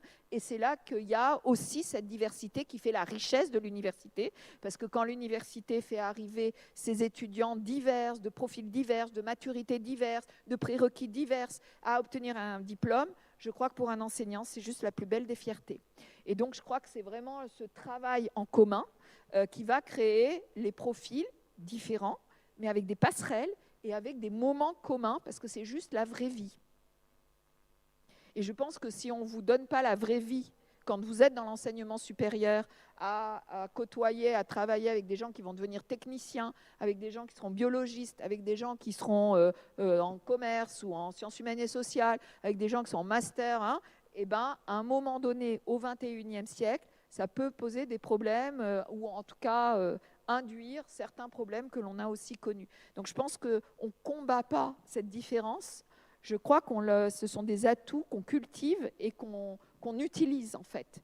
Et l'utiliser, c'est de garder des spécificités, mais de travailler ensemble, de favoriser les passerelles et surtout de ne pas rester enfermés chacun dans son coin, mais plus de se mélanger quand on peut, et puis de rester sur certains cours de spécificité, etc., quand ça fait partie de cette marque, de cette spécificité de chaque formation. Nous avons beaucoup évoqué la vie étudiante. Maintenant, nous allons terminer la conférence en évoquant l'engagement des universitaires et des ingénieurs. Comme vous l'avez rappelé dans votre introduction, effectivement, l'écologie aujourd'hui, c'est l'une des préoccupations principales de la jeunesse du pays. Donc la question finalement, c'est qu'est-ce qui est mis en place pour intégrer ces revendications, en particulier au sein de l'enseignement supérieur et de la recherche? Merci. Pour moi, c'est un point capital, comme pour vous. Je pense qu'aujourd'hui, et fort heureusement, on en est tous conscients et on est tous conscients de l'urgence. Et la recherche et la formation doivent y jouer un rôle capital. Alors déjà, sur le volet formation, donc on s'inscrit dans le plan transition écologique qui est porté par la Première ministre et chaque ministère s'inscrit et cette demande. Donc c'est au niveau de l'enseignement supérieur et la recherche, il y a vraiment un volet formation. Et j'ai annoncé un colloque à Bordeaux, je crois que c'était en octobre, le fait qu'à partir de 2025, tout étudiant en premier cycle aura de façon obligatoire et reconnue une formation sur la transition, écologie, climat, biodiversité, etc. Une formation de base, sensibilisation, mais plus que ça, une formation. D'autre part, donc ça, on est en train de les mettre. Aujourd'hui, il y a 4 groupes de travail qui travaillent avec des chercheurs, des enseignants-chercheurs, pour définir le socle commun de connaissances que l'on veut donner à tous les étudiants. Un autre groupe qui définit en gros les outils et les plateformes pédagogiques, parce qu'on le rend obligatoire, on voudrait fournir aux établissements des outils de connaissance, des plateformes. Donc on travaille avec la plateforme UVED, on travaille avec tout un tas de plateformes, le CNED, pour fournir des plateformes pédagogiques, des ressources pédagogiques à tout le monde. Il y a la formation des enseignants et des chercheurs et des enseignants-chercheurs. Donc d'ici 2025, on veut aussi former tous les enseignants et enseignants-chercheurs de toutes les disciplines pour qu'ils prennent en compte cette formation, transition écologique et tout, dans leur discipline, qu'ils l'intègrent dans leur enseignement de discipline naturellement. Et ça sera beaucoup plus encore efficace que d'avoir un enseignement uniquement à côté. Ce n'est pas qu'il n'est pas nécessaire, mais il ne sera pas suffisant et l'impact sera beaucoup plus fort si on l'intègre dans les enseignements. Et donc, on va former tous les enseignants, on va mettre les moyens là pour donner les moyens, on va le financer au ministère, la formation de tous les enseignants à la transition écologique. Et puis, avec l'appel à manifestation d'intérêt, compétences et métiers d'avenir, que beaucoup connaissent, on a fléché, enfin en tout cas on a orienté des formations au métier du verre. Donc là, c'est plutôt des formations spécialisées, soit de licence professionnelle, soit de master, etc. Et on va financer, à travers ça, développer l'ouverture de formations spécialisées, un peu des formations d'avenir ou de métiers qu'on ne connaît pas encore ou que l'on voit apparaître, pour avoir les compétences et les connaissances dans ces métiers. Donc sur la formation, on est en train de travailler sur plusieurs secteurs de ce type-là. Sur la recherche, on a fait un état des lieux de tous les projets France 2030, du plan d'investissement de l'ANR qui touchent le climat, changement climatique, biodiversité, écologie, énergie, etc. Et par exemple, on a fait passer, même en dehors directement, un projet sur la forêt, un projet d'équipement prioritaire, de programme prioritaire sur la forêt. On en a sur l'océan, on en a sur l'eau, tout ce que je vous parlais. Et donc, on regarde un petit peu là où il faudra booster, renforcer et financer des projets de recherche sur ces actes de transition climatique, écologique, etc., qui doit rester une priorité. Et puis le dernier volet, c'est les usages dans les établissements. Et donc là, on est en train de travailler à un des premiers. Donc voilà, on va voir avec les contrats d'établissement comment financer des évolutions d'usage, l'impact sur les marchés, enfin beaucoup de choses, les déchets, etc. Mais par exemple, les bâtiments. Je pense que dans l'enseignement supérieur et dans les bâtiments de l'État, on a un parc de bâtiments vétustes et donc au niveau impact carbone et par rapport à tout ce qui est aidez-moi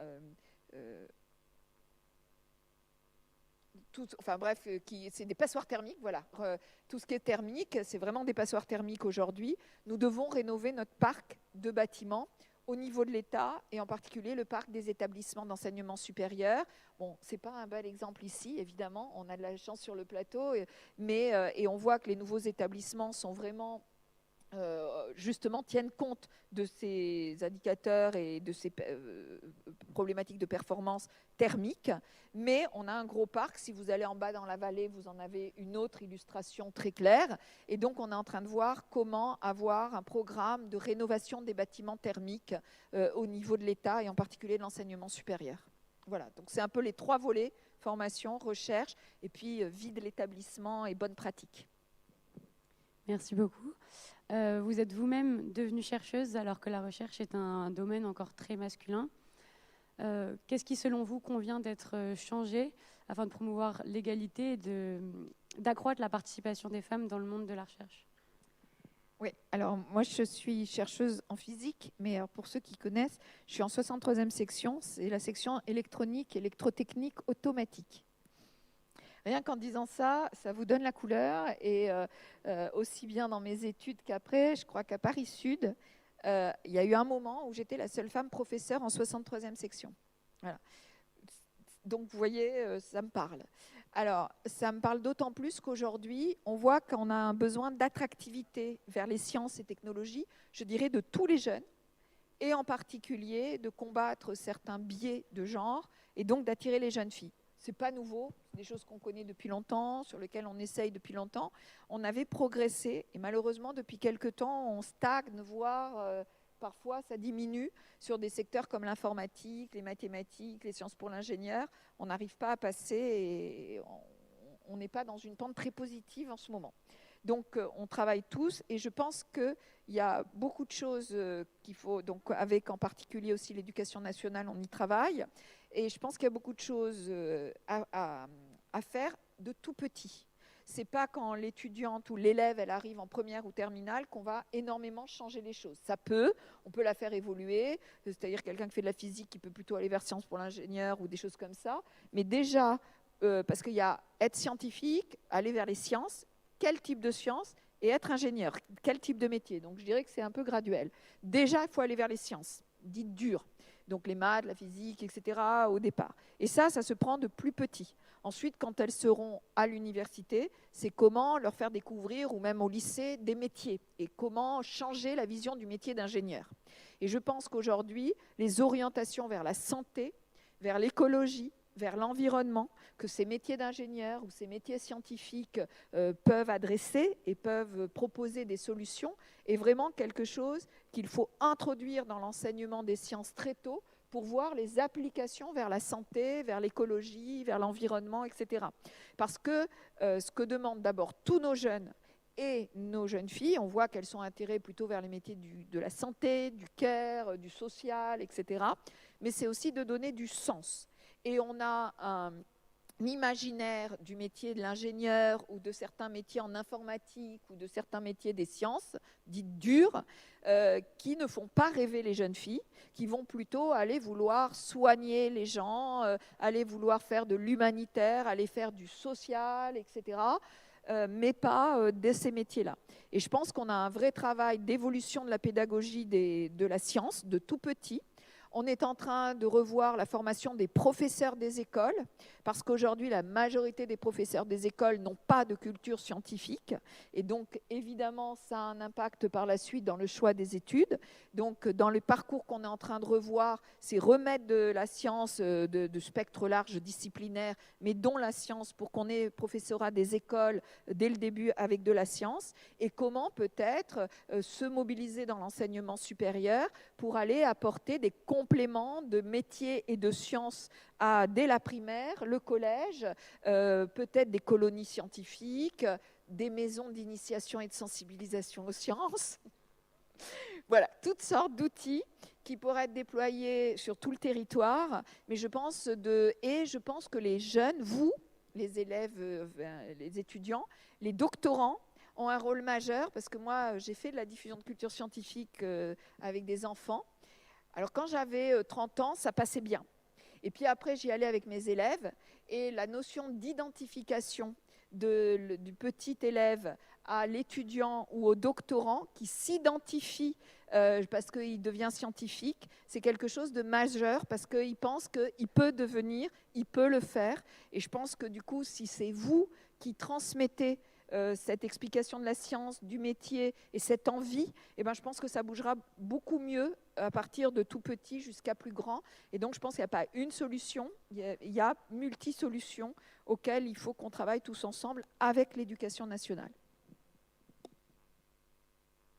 Alors pour terminer cette conférence et avant de passer aux traditionnelles questions du public, je vois que malheureusement le temps court, on aimerait vous demander le message que vous souhaiteriez adresser aux ingénieurs et aux universitaires qui souhaiteraient s'engager, ou en tout cas porter un engagement politique.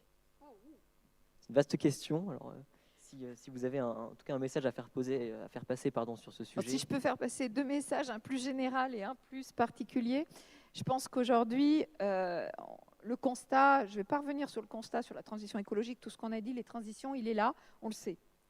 Et je pense que vous avez la chance en tant qu'étudiant, ingénieur, d'avoir ce pouvoir à 20 ans de se dire, en fait, je vais pouvoir faire changer les choses. Je vais pouvoir faire changer le monde. Alors oui, c'est dur. Oui, ce constat, il est difficile à avoir. Mais cette finalement dynamique et ce potentiel que vous avez, cette perspective de participer à trouver des solutions et à changer le monde, je pense qu'en tant qu'étudiant et en tant que scientifique, le fait de savoir qu'aujourd'hui vous allez être des acteurs majeurs et avec un vrai potentiel, un vrai rôle dans le monde du futur, je pense que c'est ça qui doit vous motiver.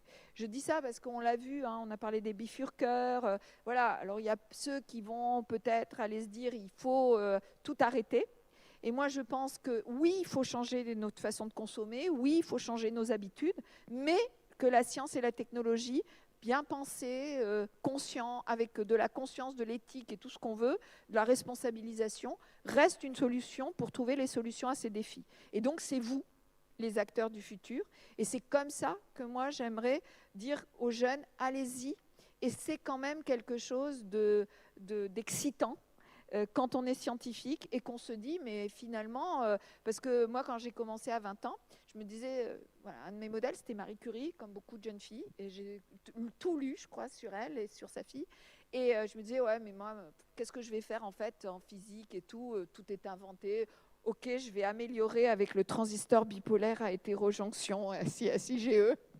Les ordinateurs vont aller peut-être un jour et encore un peu plus vite. Qui c'est qui saura, pourquoi, enfin voilà, on ne voyait pas les ruptures qu'on pourrait avoir, on avait l'impression que finalement on avait une technologie mature, qu'on avait beaucoup de choses de fait, et quelle était la pierre que l'on pourrait amener, vraiment qu'est-ce qu'on pourrait apporter à notre pierre à l'édifice, en sciences et tout, franchement ce n'était pas si évident. Et quelque part, ça fait partie aussi d'une certaine frustration, parfois, de se dire, je vais améliorer. Heureusement, il y a l'enseignement, on apporte à nos jeunes, mais côté recherche, ce n'est pas les grandes révolutions, on apporte, on fait progresser et on s'enrichit soi-même et on apporte à l'édifice. Là, vous avez une grande révolution à faire. Là, vous avez des ruptures à avoir. Et je pense que c'est plutôt cet enthousiasme d'être acteur du monde de demain, et dire qu'on compte sur vous, mais que c'est aussi un côté enthousiasmant, malgré le constat qu'on peut faire ensemble. Ça, c'est la première chose vraiment que je voudrais porter comme message et que nous, politiques, et que moi, j'ai sauté le pas pour essayer de donner ces moyens et de contribuer à rendre les choses possibles. Et donc, je pense vraiment, c'est pour ça que j'ai fait le discours tout à l'heure, que si vous avez envie de vous engager avec une culture scientifique, avec une culture pragmatique, scientifique, méthodique, voilà, tout ça, eh ben, on en a besoin dans toutes les fonctions de public, hautes fonctions publiques, et on en a aussi besoin parce que dans la politique comme ailleurs, on a besoin de diversité, on a besoin peut-être de nouvelles méthodes, de nouvelles visions, de personnes qui vont ne faire que passer, comme moi, mais qui s'engagent fortement et avec conviction à un moment et avec une autre façon de faire. Et donc allez-y. Allez-y parce que comme pour résoudre les défis, on a besoin de vous pour faire avancer la façon de faire et la façon d'accompagner. Écoutez, merci beaucoup, merci pour cet échange. Et je propose maintenant qu'on passe aux questions du public. Je suis désolée, on ne vous voit pas. Mais...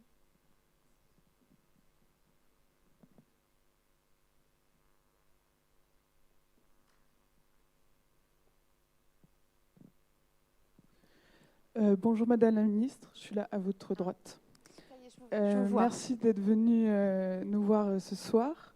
J'avais une question justement sur l'engagement des scientifiques dans la société. Vous l'avez rappelé dans votre présentation au début, puis ensuite à plusieurs reprises durant les questions, à quel point il était important pour les scientifiques d'avoir ces liens avec la société pour être juste en cohérence. Et on a pu reprocher à l'Université Paris-Saclay, de par sa localisation, de favoriser l'entre-soi, en particulier des étudiants. Et je voudrais savoir ce que vous répondez à ça. Alors merci de revenir sur ce point. Vous avez remarqué que ça me tenait effectivement très à cœur. Je ne vous vois plus. Peut-être qu'on peut les laisser dessus, parce que je ne la vois plus là. Ça me faut, voilà. Pour lui répondre, vous me voyez quand même. Voilà, comme ça je vous vois. Oui, d'abord, c'est un sujet qui tient particulièrement à cœur et je pense qu'il faut qu'on le favorise et que les institutions le reconnaissent à tous les niveaux et qu'on forme nos étudiants à savoir le faire. Donc je le redis, j'en profite, mais c'est important. Sur ici l'Université Paris-Saclay, alors pour moi c'est complètement la différence de l'entre-soi. C'est le lieu ou les lieux, parce que l'Université Paris-Saclay ne se limite pas au plateau de Saclay, ni au plateau Vallée. L'Université Paris-Saclay, elle va de Kremlin-Bicêtre au plateau de Saclay, de Versailles à Évry. Elle est avec des étudiants d'Évry, elle est avec des étudiants de médecine de Kremlin-Bicêtre, des étudiants de droit, économie, gestion de Sceaux, et ici au plateau. Et sur le plateau, vous avez un IUT à côté, vous avez une fac de pharmacie juste pas loin, vous avez en bas une fac des sciences et des STAPS, vous avez des étudiants de premier cycle, vous avez des étudiants de toutes disciplines et vous avez des écoles d'ingénieurs et vous avez même une école normale. Alors, comme lieu de l'entre-soi qui ne se mélange pas, je pense qu'on fait pire. Et je pense que c'est ça qu'il faut, c'est à vous de vous mélanger. C'est-à-dire qu'il y ait des cours, parce qu'il y a des spécificités pédagogiques, etc., qui soient à l'école centrale, à l'école normale. Il faut garder nos atouts, il faut garder nos spécificités. Mais mélangez-vous. D'abord, moi, je vous la renvoie, la question. Vous êtes ensemble, mélangez-vous. Mélangez-vous dans le sport, mélangez-vous dans les cités universitaires, mélangez-vous.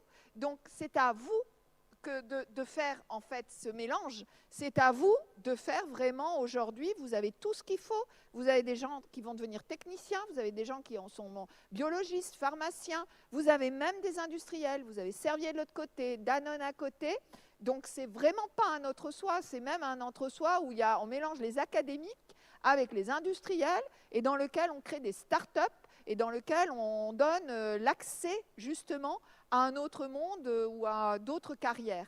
Donc je pense que c'est un exemple même où vous devez ne pas être entre vous.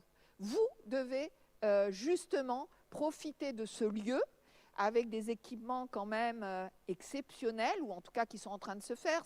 C'est pas encore fait, ça va être un peu long. Il faut encore plus d'animation.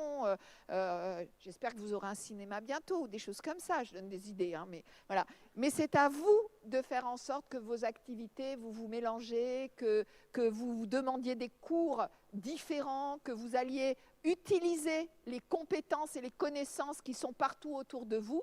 Et je dirais que ce lieu-là permet justement le décloisonnement, moi. À vous de jouer.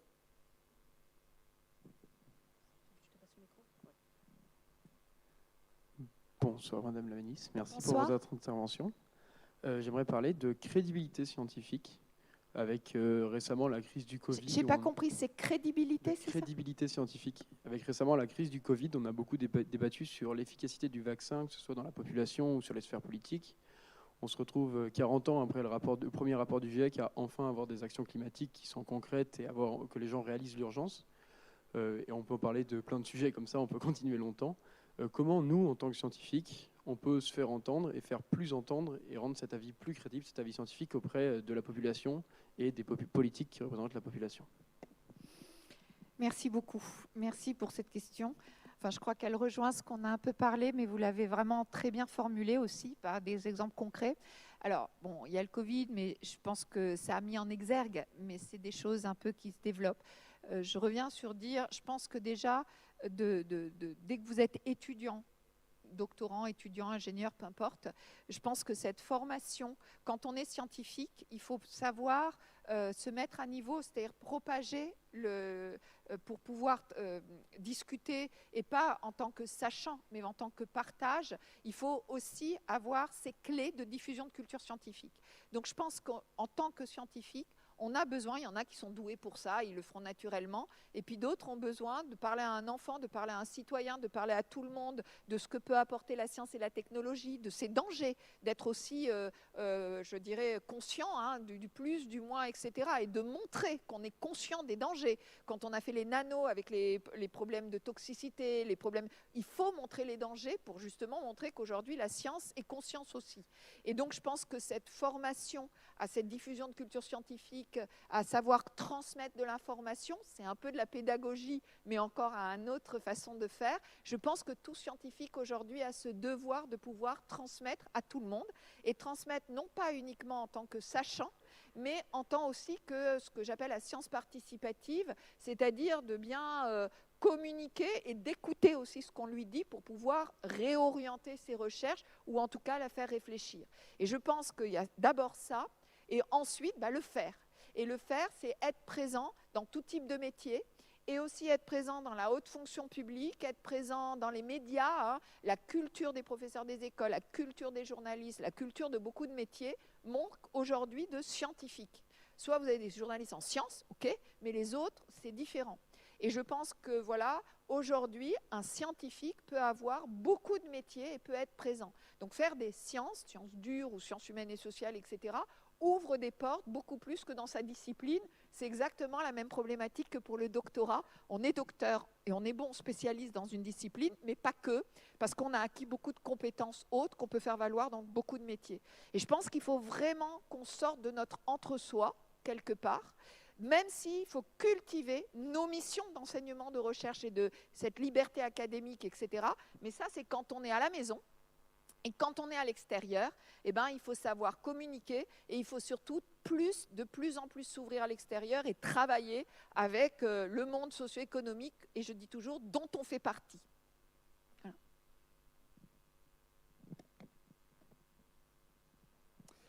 Bonsoir Madame la Ministre.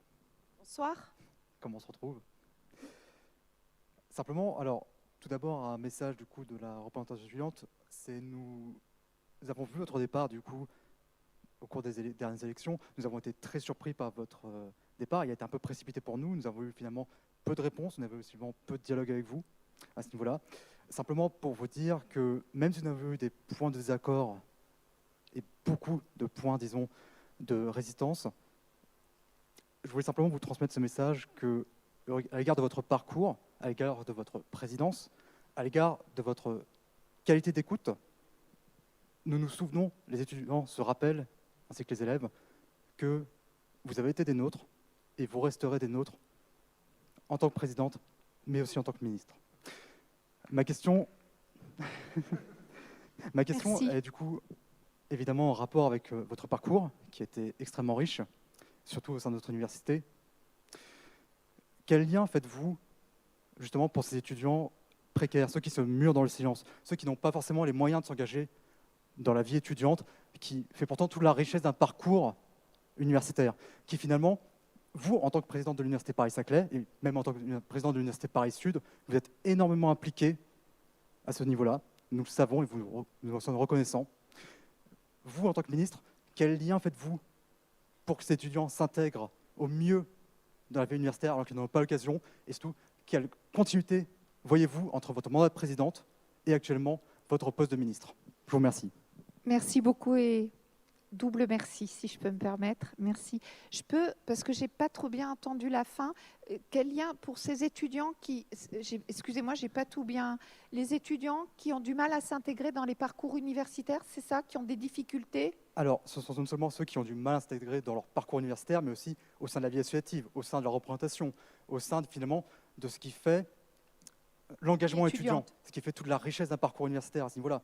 Ce n'est pas seulement nos études, ce ne sont pas seulement nos études, ce sont justement tout ce que nous faisons à côté, tout ce que nous faisons finalement. Je sais que les élèves de Centrale Supélec nous avons incités à s'engager dans des associations. À l'université, ce n'est pas toujours le cas, alors que finalement, c'est tout ce que cela peut nous apprendre est tout aussi précieux que ce que nous apprenons sur les bancs de l'université. Et à ce niveau-là, qu'est-ce que vous pouvez du coup apporter à ces étudiants-là qui n'ont pas les moyens financiers ou pas le temps de s'investir? D'accord, j'ai compris. Merci beaucoup d'avoir réexpliqué. Donc, effectivement, enfin, c'est vraiment la vie étudiante. Cette notion d'engagement aussi, enfin, il y a plusieurs vecteurs dans la vie étudiante. Donc, il y a tout ce qu'on peut profiter de la vie étudiante, je l'ai dit, le sport, la culture qui fait aussi la formation de citoyens, et puis l'engagement, qu'il soit associatif, qu'il soit déjà sportif ou autre, c'est-à-dire la participation. Alors, on est en train, j'ai lancé, vous l'avez aussi ici, tous les recteurs sont chargés depuis le 6 octobre d'une concertation territoriale pour uniquement la vie étudiante. Dans cette vie étudiante, il y a évidemment les problématiques de restauration, de logement, parce que déjà un étudiant, il a besoin de manger, de se nourrir et d'avoir un toit sur la tête, mais aussi, parce que c'est la vie étudiante, le sport, la culture, mais aussi la reconnaissance de l'engagement étudiant. Et donc, ils doivent me faire un retour pour la fin de l'année. Donc là, on va faire aussi une première étape en mars, mais on doit faire un gros retour en juin. Et en fait, l'idée de ces concertations territoriales, c'est que l'objectif, c'est d'écrire un schéma directeur vie étudiante dans chaque établissement. Et dans chaque établissement, dans ce schéma directeur vie étudiante, on veut avoir plus ou moins développé, parce que tout ne peut pas se faire à la même vitesse. Il y a des problèmes de moyens, on le sait, il y a des problèmes, voilà, tout le monde ne part pas du même niveau ou du même environnement, mais tout le monde devra faire un état des lieux de ça, de l'accès au logement, des problématiques de restauration avec les acteurs territoriaux, la région. Tout le monde devra faire l'accès au sport. On est en train de travailler avec la ministre des Sports pour voir les problématiques d'équipement sportif. Et comme on a la chance d'avoir les Jeux Olympiques 2024, on voudrait profiter de surfer sur cette vague-là aussi. La culture, on a fait le passeport, par exemple, hein, l'accès avec le passeport pour tous les étudiants boursiers. On regarde pour la culture et l'engagement étudiant. Et je voudrais m'arrêter sur l'engagement étudiant, parce que je pense qu'effectivement, vous l'avez dit, la reconnaissance de l'engagement étudiant d'une façon ou d'une autre, aujourd'hui, elle doit faire partie du parcours de l'étudiant, d'autant plus qu'on parle de plus en plus aujourd'hui d'acquisition de compétences, et pas seulement de connaissances, et qu'à travers l'engagement d'étudiants, eh bien, il y a cette acquisition de compétences différentes que finalement, on doit avoir dans la vie de tous les jours, mais aussi dans la vie professionnelle. Et de la même façon, on travaille sur les jobs étudiants, les emplois étudiants, avec des développements de contrats facilitateurs pour qu'ils puissent faire moins de 15 heures, parce qu'on sait que plus que 15 heures, ça pénalise les études, etc. Le service civique, où on va aussi permettre de réduire les heures, pas 24 heures, mais regarder. Donc, comment un étudiant peut avoir accès, même s'il travaille, à d'autres, parce qu'on va lui faire du travail sur les CROUS, du travail en interne ou du travail... Voilà. Donc, on est en train de travailler sur tous ces axes et de demander aux établissements d'écrire ce schéma directeur vie étudiante qui devrait... Et donc, là aussi, vous devez être autour de la table. Les étudiants doivent être autour de la table. Il est juste pas possible, pas envisageable, d'écrire des schémas directeurs vie étudiante sans les étudiants. Donc normalement, les vice-présidents étudiants ou équivalents sont des clés moteurs que les recteurs doivent solliciter avec tous les acteurs territoriaux pour écrire les schémas directeurs vie étudiante. Et ça se passe partout en France.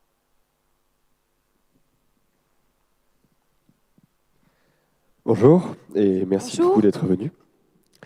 Ma question, elle porte sur la précarité étudiante. Vous avez évoqué des mesures qui ont été mises en place pour lutter contre celle-ci.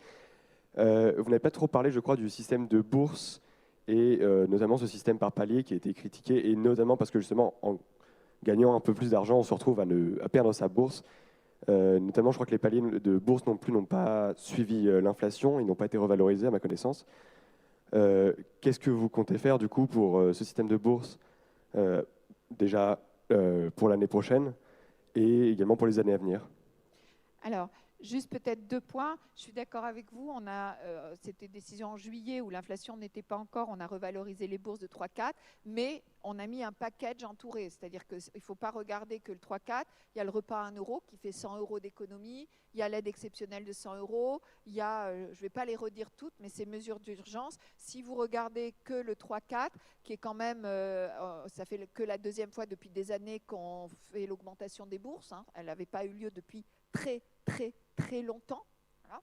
Donc, et il faut regarder le package, même si on sait que l'inflation étant, ça reste difficile et c'est pour ça qu'on a remis petit à petit d'autres mesures là actuellement pour l'accès à l'alimentation en particulier. Ensuite, ce que j'ai dit, et c'est dans les concertations territoriales, mais il y a aussi une concertation nationale, puisque j'ai nommé un délégué ministériel qui est Jean-Michel Jolion, qui a depuis octobre fait des discussions, des concertations avec les organisations représentatives étudiantes sur la vie étudiante, mais en particulier les bourses étudiantes, le modèle. Donc, il y a eu une première phase qui s'est terminée à Noël. Jean-Michel Jolion est en train de rédiger le rapport de première phase et je lui ai demandé de quantifier les mesures qui ont été discutées avec les organisations étudiantes. Et on devrait, là, février ou mars, mais là, avoir un premier point d'étape pour voir si on peut mettre en œuvre des mesures dès la rentrée 2023 pour l'amélioration des bourses, du modèle de bourse sur critères sociaux, sans changer le modèle, c'est-à-dire juste en jouant sur des paramètres, puisque changer le modèle, il nous faut plus de temps. Donc là, voilà, on espère pouvoir vous dire des choses ou dans le mois de février ou au plus tard au mois de mars pour la rentrée 2023. Ensuite, les concertations reprendront pour se terminer en juin avec le rapport final qui, là, donnera l'évolution globale du modèle de bourse qu'on espère mettre en œuvre pour la rentrée 2024, parce que c'est un gros développement, on ne peut pas le faire pour la rentrée, c'est pour ça qu'on s'arrête là pour voir ce qu'on peut faire pour la rentrée. Et donc, on a bien dans l'optique, vous savez peut-être, hein, les discussions qui ont eu lieu, effectivement, c'est les problématiques de seuil, puisque le système de bourse est un problème de seuil. Donc aujourd'hui, si vous avez une augmentation de 20 € sur les revenus, eh ben, vous pouvez perdre 90, 100 € d'un coup. Donc c'est ce qui crée aussi des problématiques des fois quand il y a des petites fluctuations. Donc on est en train de regarder ça sur ces problèmes de seuil et tout ça a été discuté avec les représentants des étudiants. Oui. Bonsoir Madame Retailleau. Bonsoir. Oui, et merci pour votre intervention. Vous êtes, lors de votre conférence de presse de rentrée, vous êtes félicité de la création du BUT, je crois, qui a été créé en 2019, qui remplace le DUT. Et vous avez expliqué que c'était un formidable moyen de répondre aux attentes des entreprises au niveau de la formation des techniciens, etc. Sauf que la logique que suit ce diplôme-là, ainsi que d'autres réformes de l'éducation, par exemple par exemple par rapport à la réforme du lycée professionnel où on fait suivre moins de cours aux élèves et on leur met plus de stages, ça crée un problème ensuite au niveau de l'adaptation de ces élèves-là à tout changement futur. Je vous donne un exemple. Lors de la transition de l'industrie vers le numérique, quand on a comparé le cas de la France au cas de l'Allemagne, à l'époque, les techniciens français n'ont eu aucun mal à s'adapter à cette transformation-là, puisqu'ils avaient suivi une formation théorique très approfondie par rapport à ça, et ils n'ont pas eu de problème. Du côté de l'Allemagne, ils ont eu des problèmes, et il fallait juste reformer des techniciens. Donc, est-ce que c'est une bonne idée de rapprocher de plus en plus l'enseignement de l'entreprise, et est-ce que ce n'est pas juste un moyen de former de la main-d'œuvre de plus en plus vite pour les entreprises, pour leur fournir le plus vite et le plus tôt possible, sachant que, par exemple, M. Macron avait expliqué, avait encouragé en tout cas que les jeunes avaient encouragé les jeunes de suivre des formations plus courtes quand ils sont en filière technologique. Merci. Merci beaucoup. Alors, on est en plein dans le sujet des formations qu'on traite, sur lesquels on réfléchit en ce moment. Donc, c'est effectivement un sujet juste capital pour l'enseignement supérieur et les formations professionnelles. Alors, dans votre question, il y a plein de choses. Premièrement, quand vous dites les techniciens et les buts, vous avez parlé des bachelors universitaires de technologie, donc la réforme des IUT, des DUT. Il faut savoir que les DUT, on a besoin de techniciens, on a besoin d'ingénieurs, on a besoin de masters, on a besoin de doctorants. Voilà. Et on a besoin d'ouvriers aussi, on a besoin de métiers manuels, on a besoin de beaucoup de choses pour qu'un pays tourne et je pense par rapport à des profils de jeunes, pour adapter les métiers à des profils de jeunes. Je pense qu'intrinsèquement, tous les jeunes, à l'instant T, n'ont peut-être pas envie d'aller au master et qu'aujourd'hui, il y a ce côté du master, diplôme, Saint Graal à tout prix que notre société dicte, qui n'est pas obligatoirement une bonne chose. Parce qu'il y a ces besoins et parce qu'aujourd'hui, un étudiant, parfois, je le sais en ayant été enseignante, se retrouve là pour continuer, mais il serait bien mieux d'avoir passé un moment dans le monde professionnel. Par contre, lui donner la possibilité de revenir, lui donner la perspective d'évolution de carrière. Et c'est ça qu'on ne sait pas bien faire.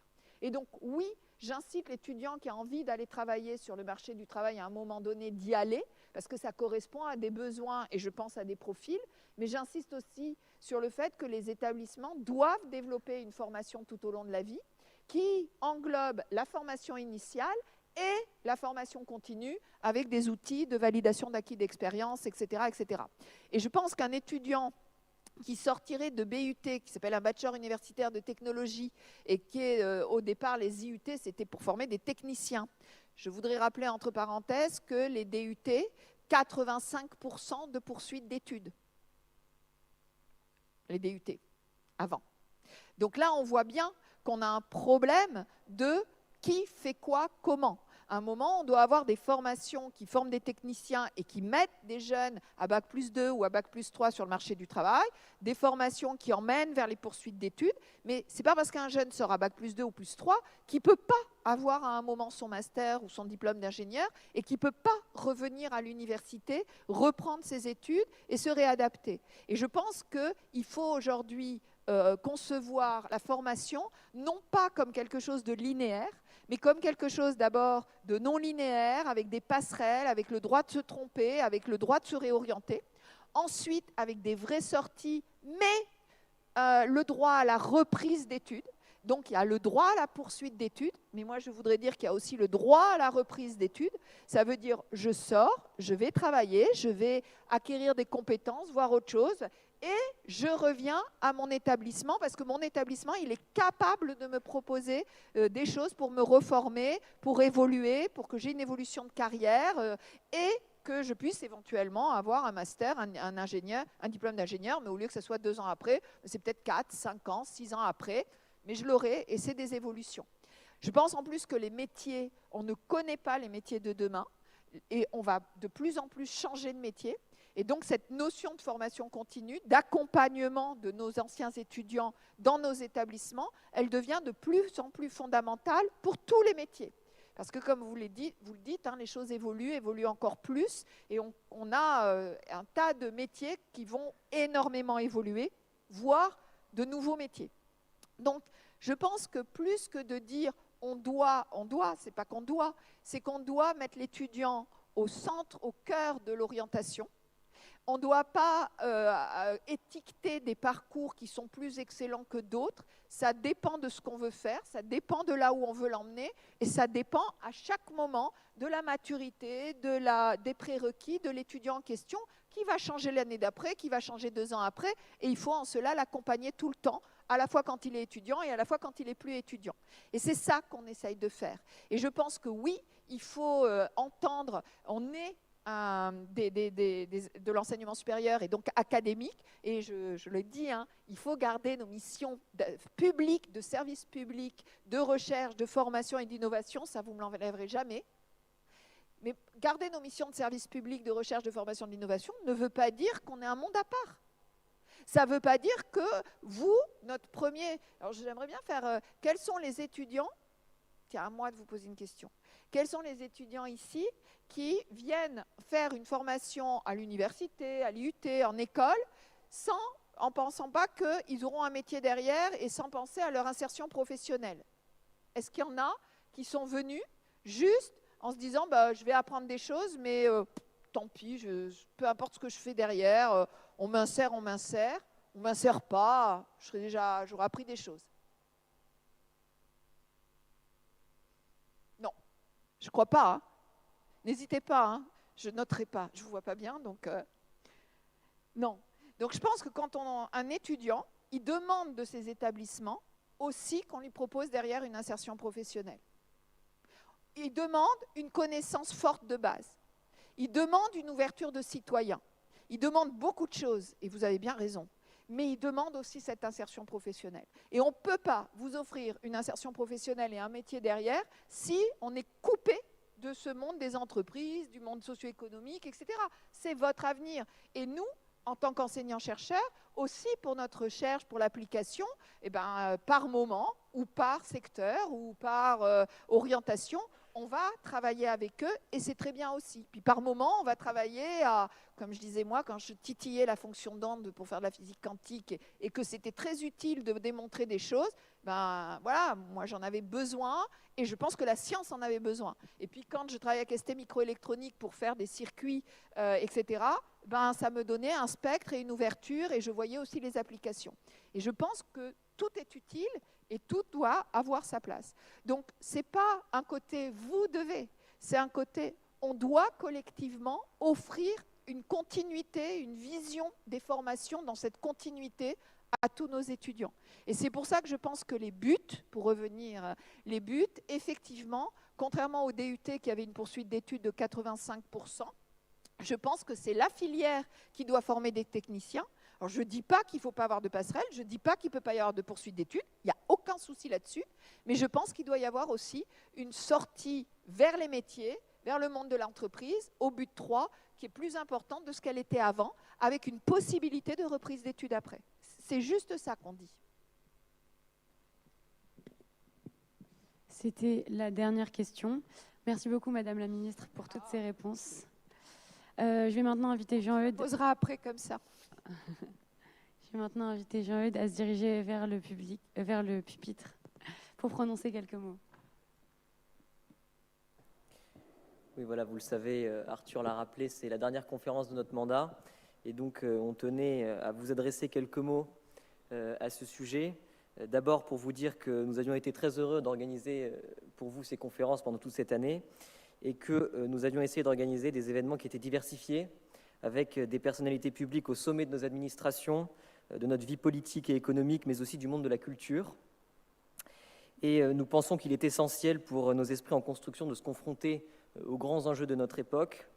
Alors, Madame la Ministre, vous avez rappelé l'importance, notamment au sein de l'Université Paris-Saclay, de se mélanger. Et à ce titre, j'aimerais rappeler que les conférences symposiums sont naturellement, sauf cas très particuliers, ouvertes à l'intégralité de cette université.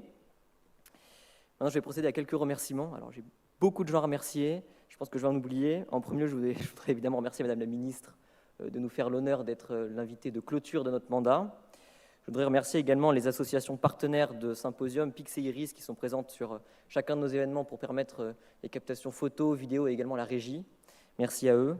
Je voudrais remercier l'administration de Centrale Supélec, ainsi que la DEPIET, c'est l'administration de l'Université Paris-Saclay qui nous a aidés pour cette conférence. Et puis, je voudrais adresser un remerciement spécial à la brigade de gendarmerie de Gif-sur-Yvette et aux renseignements territoriaux de Massy-Palaiseau qui, sur chacun de nos événements, sont présents pour se mobiliser et assurer la sécurité. Donc, merci à eux. Et finalement, c'est non sans une certaine émotion qu'il ne me reste plus qu'à souhaiter au prochain mandat beaucoup de réussite. Et j'espère que vous leur réserverez un accueil aussi chaleureux et bienveillant que vous l'avez fait avec nous.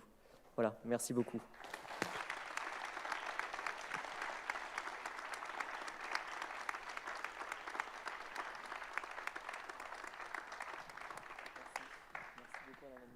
Et nous invitons ceux qui ont une place à se diriger vers le cocktail.